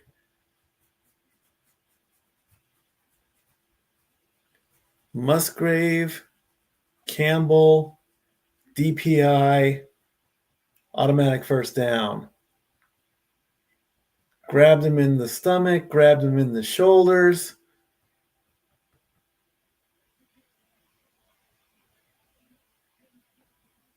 And that's going to make it 1st and 10 at the 34-yard line at the spot of the foul. 6:26 left to go in the game. Trying to get that love magic. That's a completion to Jacobs, and he'll get about 7. Brings up 2nd and 3. Clock will hit 6 minutes from the 7-yard line. Play number 11 coming up. To Jacobs, gets the first down, and he fights his way into the end zone for a Green Bay touchdown. So with 5:49 left to go, the Pack is trying to come back. As his shoulder, his knees are down short. His shoulder might have crossed, but the ball didn't. Well, will they give it to him? Yeah, they gave it to him.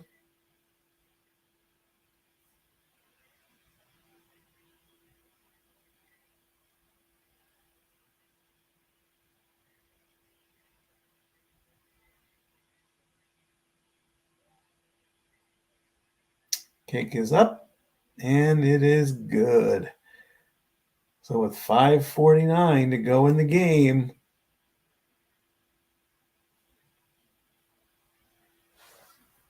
can the defense, can we go back? Oh, there's the Grinch. Oh, well, they showed the Grinch. Well, that's it. Game over. Eagles win.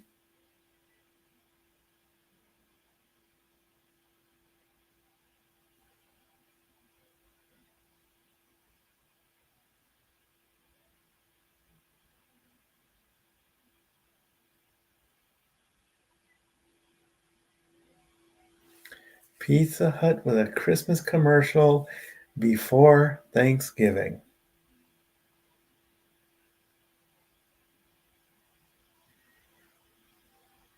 The triple treat box starting at $19.99. Might have to try that. You never know. You never know, don't you know? Don't you know?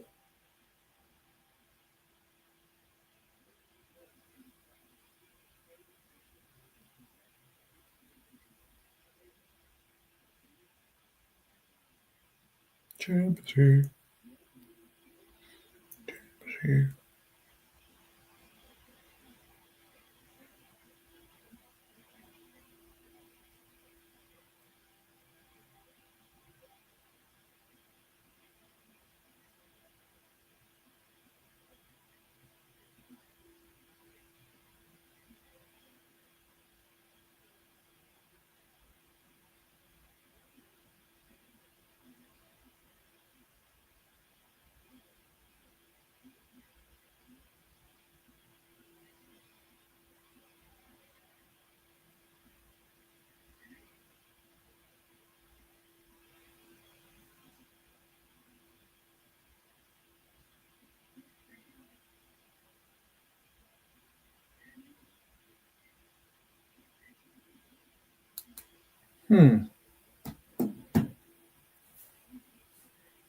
Jumbo bucks.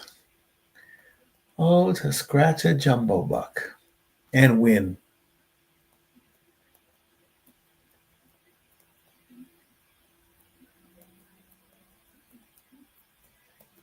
I don't remember the last time I scratched a lotto ticket and got a big number.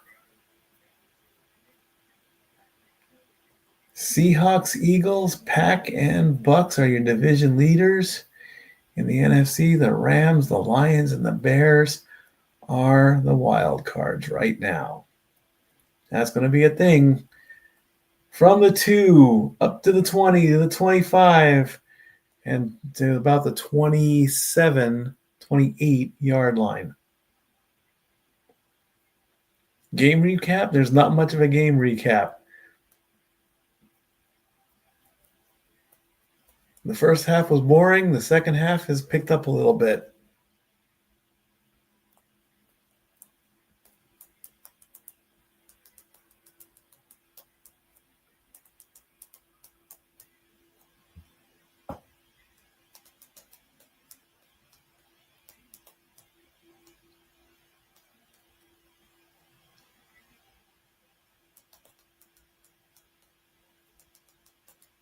First and 10 for the Eagles. It is a handoff to Barkley, and they got him. Oh my gosh, they tackled Barkley for a loss of 2. That's huge.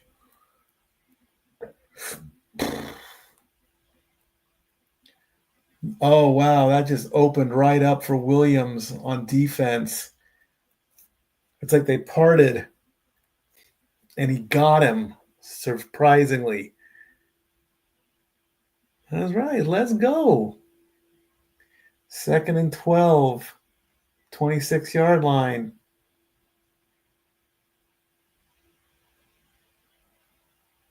Takes the hand. Oh, ho, ho, ho. The pass was intended for Goddard. One hand. Didn't even see it coming. And he swats it down.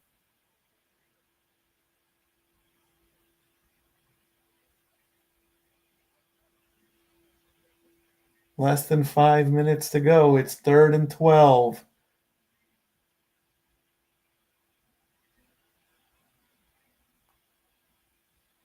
Packers trying to get the ball back.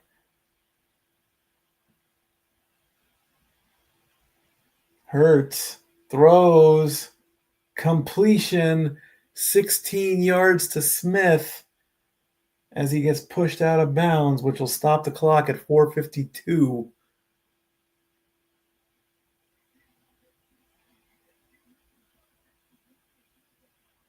Brand new set of downs for the Eagles.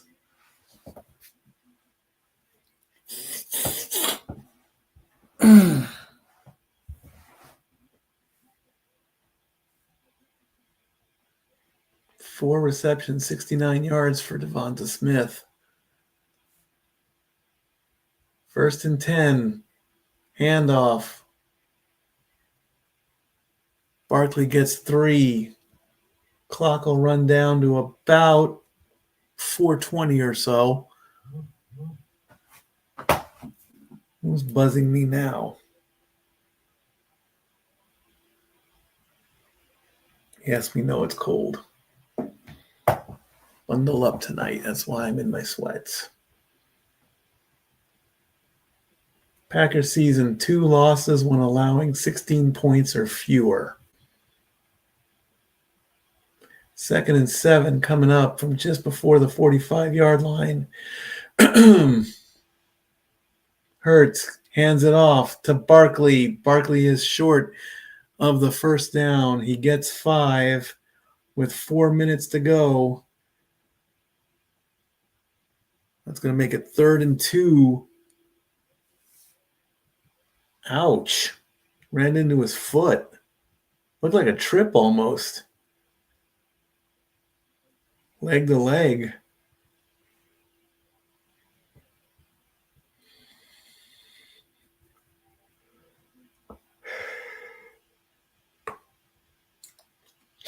Excuse me.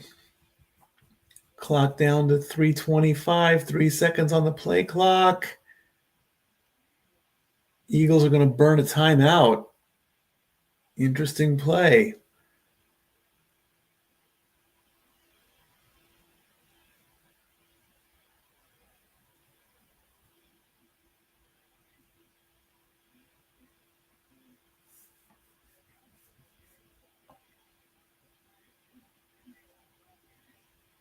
He didn't want him to talk. He wanted him to stay on the field there. 3rd and 2 coming up.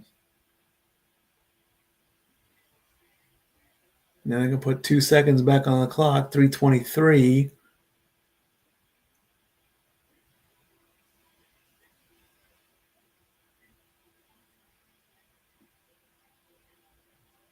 Boo the tush push.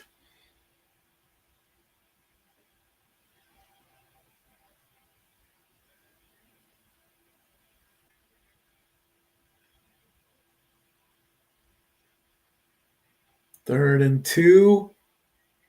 Well, it wasn't a tush push. Barkley did it himself. He got the handoff and he just barreled his way through. That was not a tush push.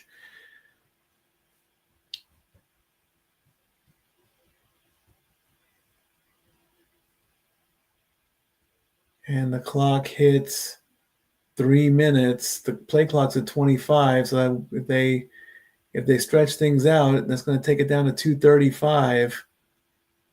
Green Bay is not calling timeout yet. It's a brand new set of downs, too. From the 45 to Barkley again. Barkley's going to get at least 2 more yards. And now a timeout is going to be called.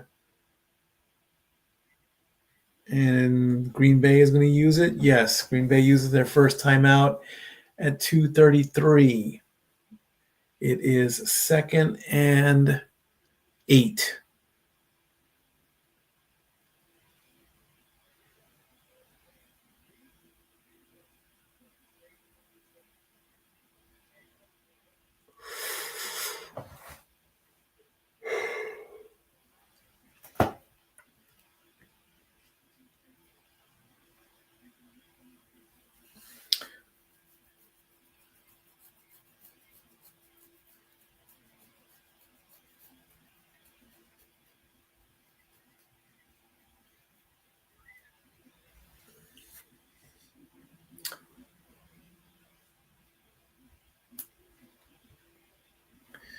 Let's take a look at the Week 11 matchups.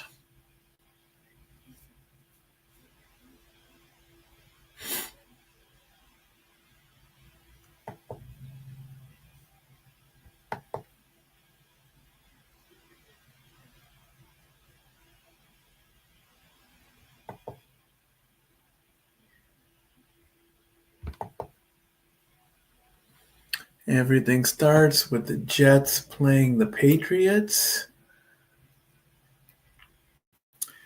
Commanders play the Dolphins. Panthers play the Falcons. Bucks play the Bills. Texans play the Titans. That could be the make or break moment for the Titans if they lose. Another big rivalry matchup for the Vikings is the Bears take on the Vikings. Packers and Giants, Bengals and Steelers, Chargers and Jaguars, Seahawks and Rams, 49ers and Cardinals, Ravens versus Browns, Chiefs and Broncos, Lions take on the Eagles on the Sunday night game. And then next Monday night, the Cowboys take on the Raiders. What kind of shenanigans will Jerry Jones get into in Las Vegas? Who knows? He's probably going to put $1 million on his own team and get the biggest scandal in the world. Why not?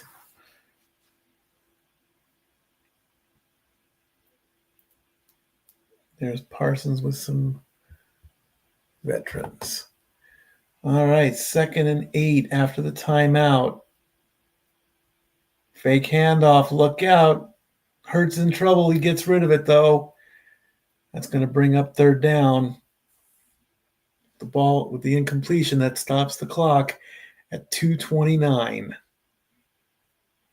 Smith, the intended target. Parsons pressured on that one.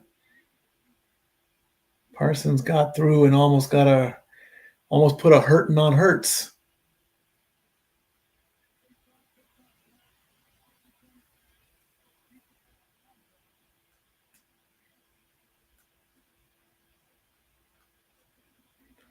Third and 8.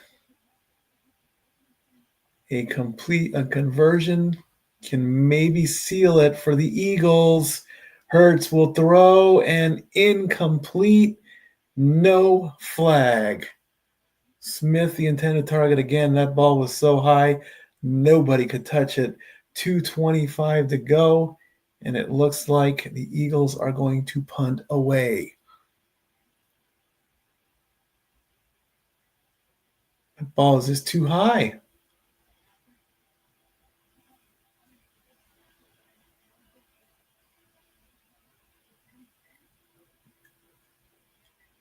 Fourth and 8, and they're going to go for it? Why?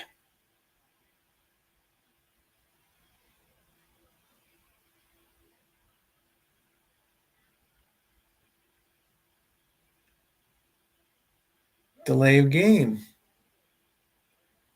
Obviously, what was the point? Why? They weren't going to jump.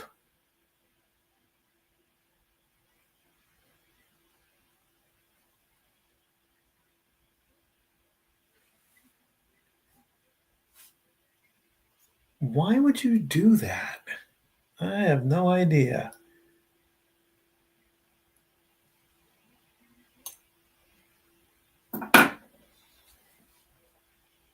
That made no sense whatsoever. I don't get it. All right, Eagles are going to punt away.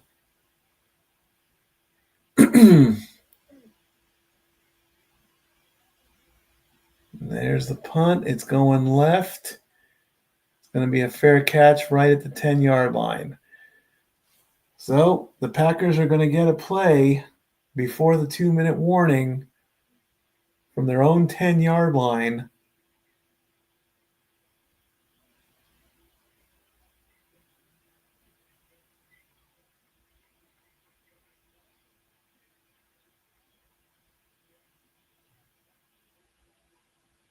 I say they should go for the win. I don't think they should go for the tie and go into overtime.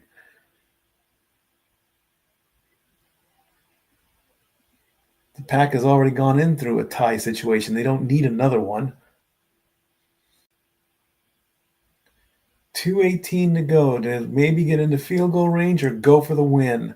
17 of 26 for 124 for Jordan Love. First play, incomplete. Wick's not even close to the ball.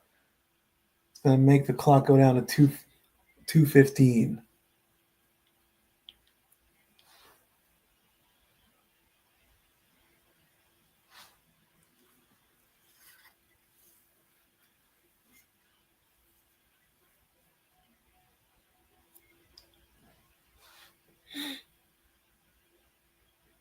The Eagles are 5-1 in one-scoring games. Second down. Jordan Love getting dangerously close to the end zone. He throws incomplete. Melton, the intended target. 2:10 left to go on the clock. Third down. He was dangerously close to his own end zone on that play. His foot did touch the goal line. That defender got there 1 second sooner. That would have been a game-ending safety.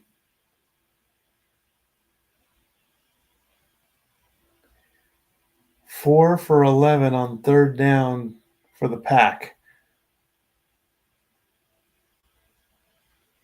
Fakes the handoff, throws, completion. 25 yards to Watson, and that takes it to the 2-minute warning.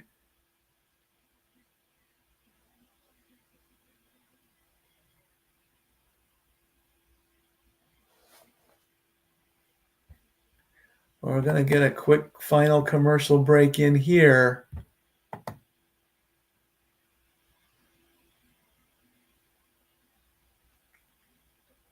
And we are at 89 people watching. And Mary Williams, thank you for reposting the stream. That's very kind of you to do that. Thank you very much. Final commercial break for the night as we go to the 2-minute warning. And now for a taste of things to come.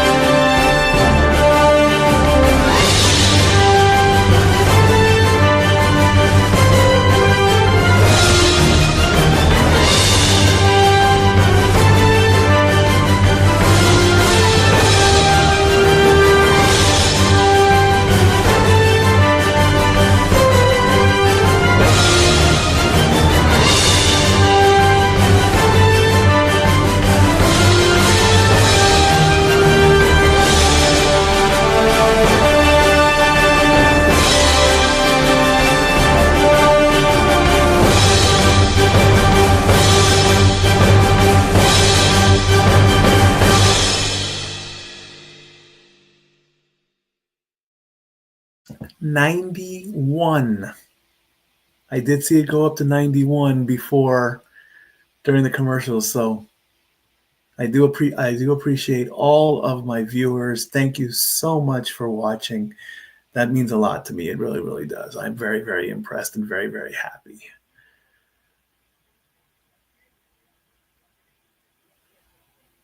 Sports Center after the game.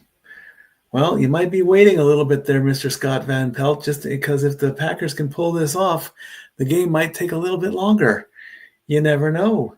With 2 minutes to go, Jordan Love throws short pass, but unfortunately Jacobs did not turn around in time to see that the ball was coming. Incomplete pass, second down. He didn't turn. He spun the wrong way. He went right in front of Jordan Love. His back is to him. He looked, and he should have looked left, and he was looking right.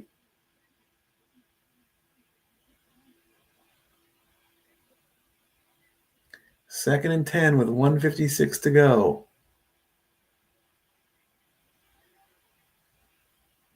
Love again, going back. He's going to throw and air it out.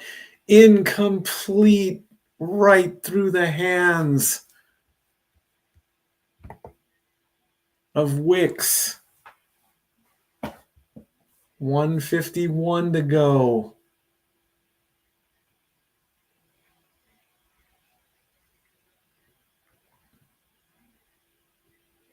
Wicks gets past a couple defenders, jumps, and the ball goes right through his hands. He did get a piece of it. He just couldn't bring it down. 3rd and 10. Jordan looking, throw, completion. And that's going to be a 9-yarder to Musgrave. That's going to bring up 4th down.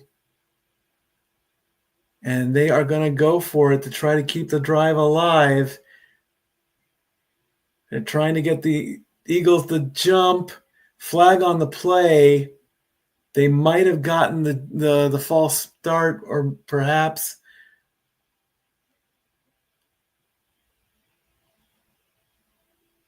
What is the call? Did they get him to jump?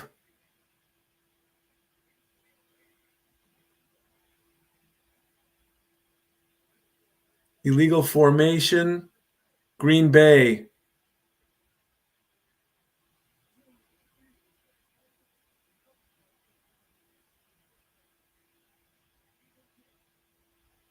Really?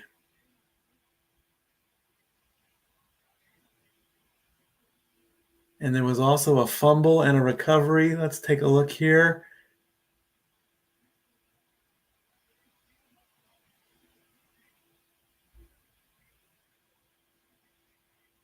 I needed a replay here. So there was a penalty, a fumble. Eagles have the ball with 1:26. That's going to do it.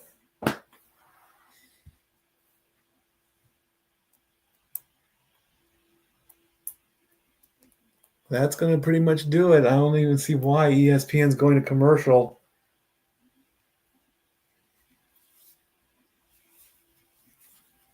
I do not see the point in it. I really, really don't.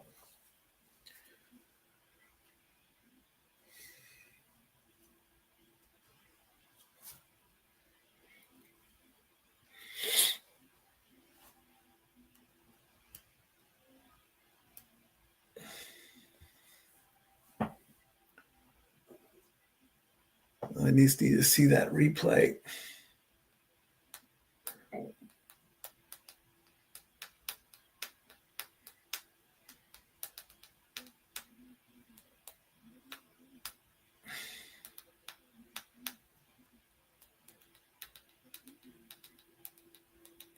As we get the commercials. So more, I mean, the math is there. I mean, it's pretty much a lock here. So we're going to give Philadelphia their 7th win. And depending on, I think they're going to put the Lions and the Bears above. We can confirm that. That's going to put the Lions ahead of the division, I think.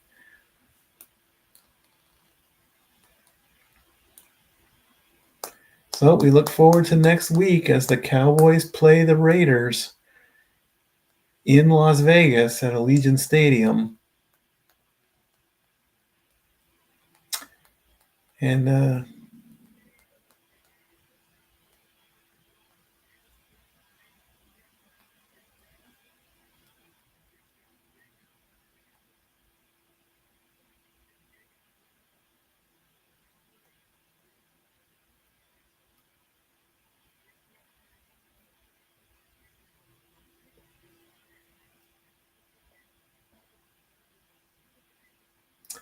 Monday, December 8th, Eagles at Chargers on ESPN. On ESPN2, everyone is going to be monsterized. They have 2 timeouts.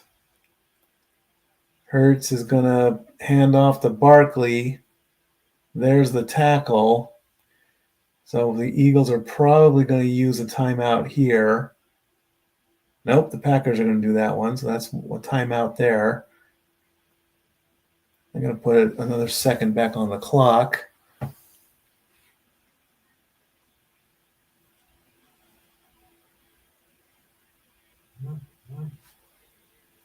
Again with the buzz. Why am I getting the buzz?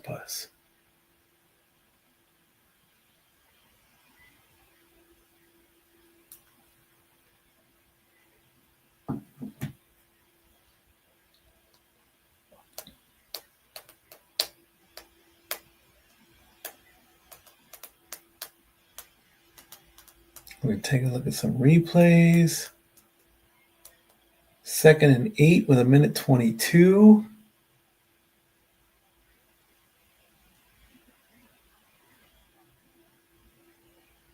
Hand off to Barkley. He's going to go right. There's the tackle at the line of scrimmage.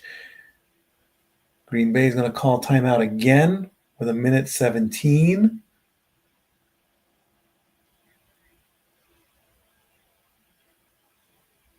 They put another second on the clock, so that's 1:18.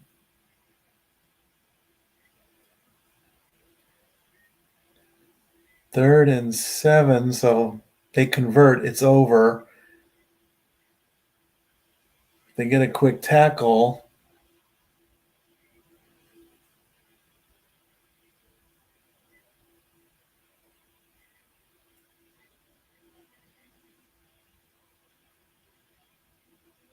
$1:18 left to go. The Packers are out of timeouts.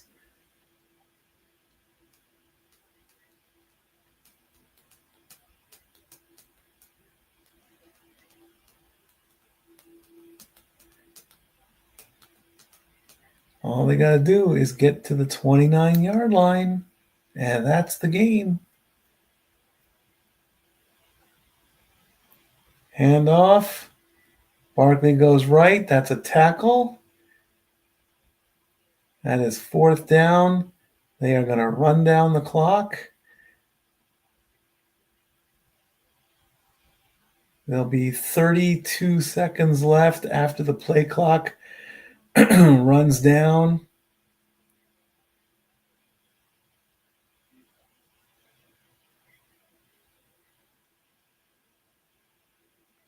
And they're going to keep, the Eagles are going to go for it.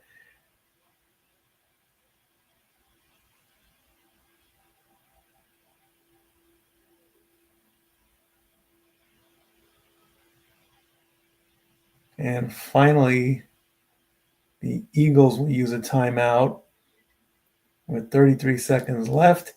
The Eagles will play the Lions, the Cowboys, the Bears, the Chargers, and the Raiders in the next 5 weeks.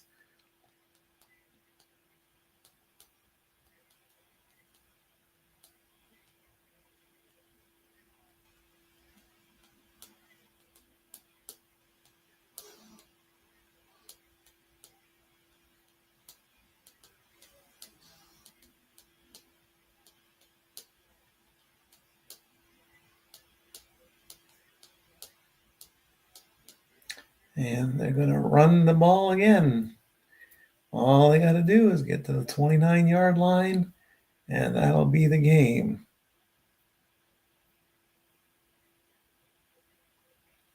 Neither can I, Joe Buck. He's going to throw to the end zone, and that is incomplete, as Brown was the intended target. There is 27 seconds left on the clock. So Jordan Love is going to have to do a miracle here.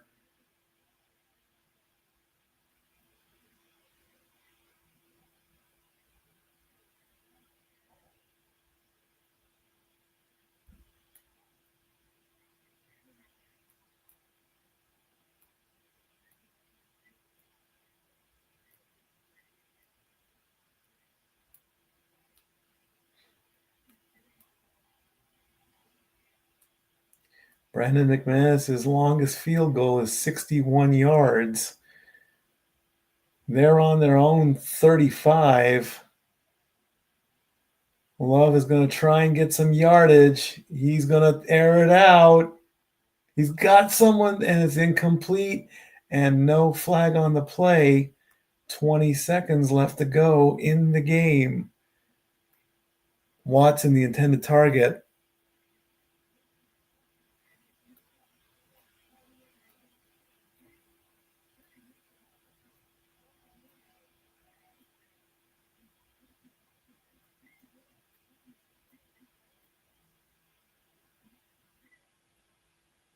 Kuba makes the play on that one.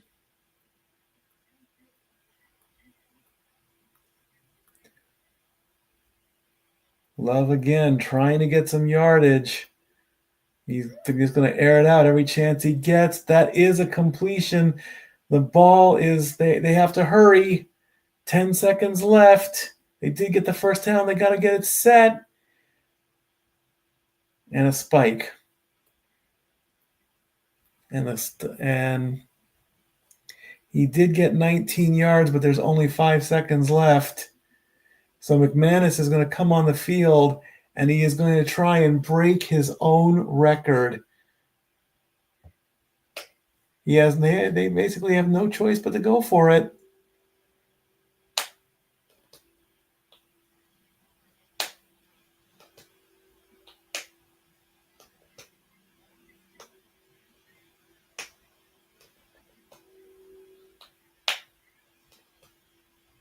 He wanted to give him more yardage, but this will tie the game. If he makes it, it's a 64-yard attempt with 5 seconds left to go in the game. There's no time for another play, so they have to do it here.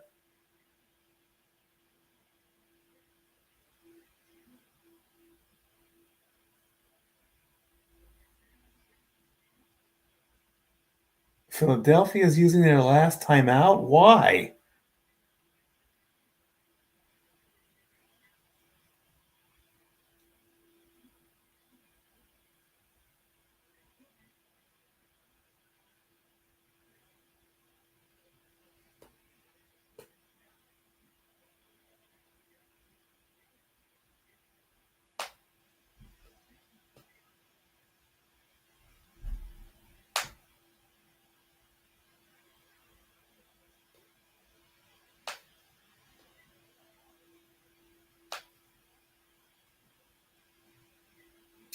I guess it was a timeout called.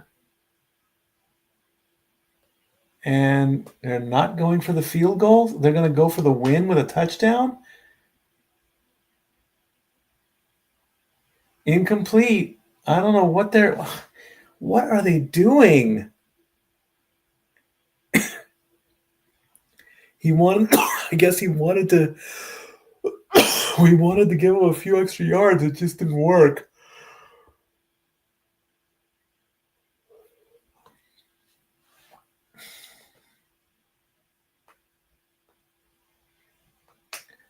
(13 of 20) lead changing field goals with 2 seconds left.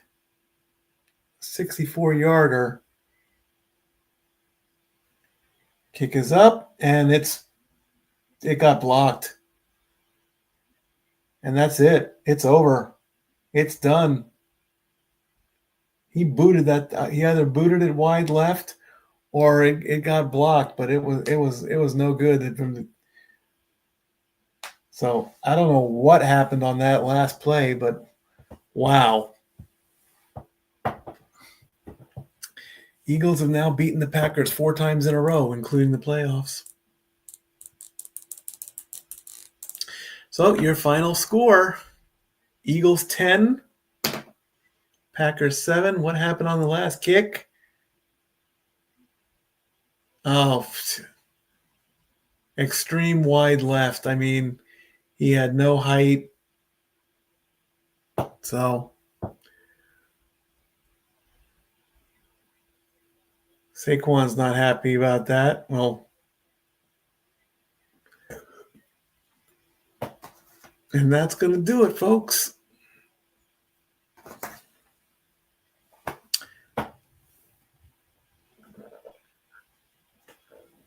So the Packers are going to drop to 5-3-1.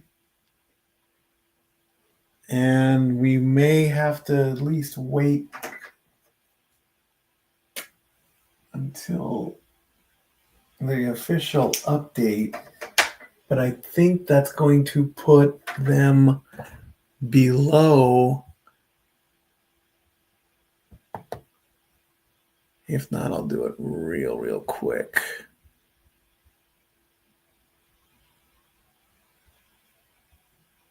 Yep, standing settings are updated with the completion of each game.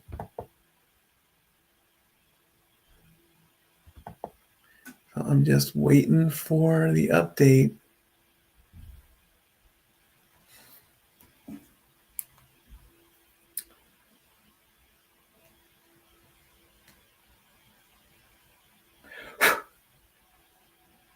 I don't know how they do the math on that one. Is that 5.5 divided by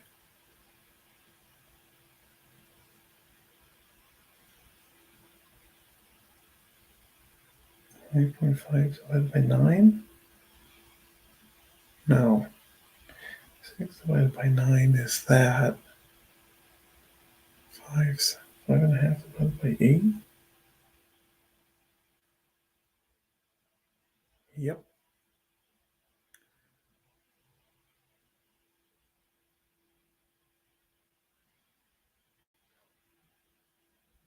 So 5.5 divided by 9.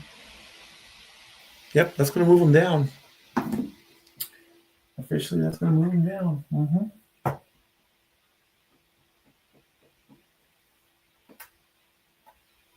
So the Lions move up, the Bears move up, and the Pack moves down. Percentage-wise and other. 6 and 3, 6 and 3, 5, 3, and 1. So the Lions are ahead. So there you go. All right, friends, we're going to call it for the end of the night. That's it. We are done, all 90 of you. Thank you so much for watching. Next week, Cowboys and Raiders in week 11.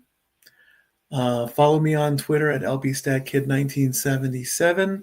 Use the hashtag StatBoyApproved. And we'll see you next week. Good night. I love you all. Statboy out.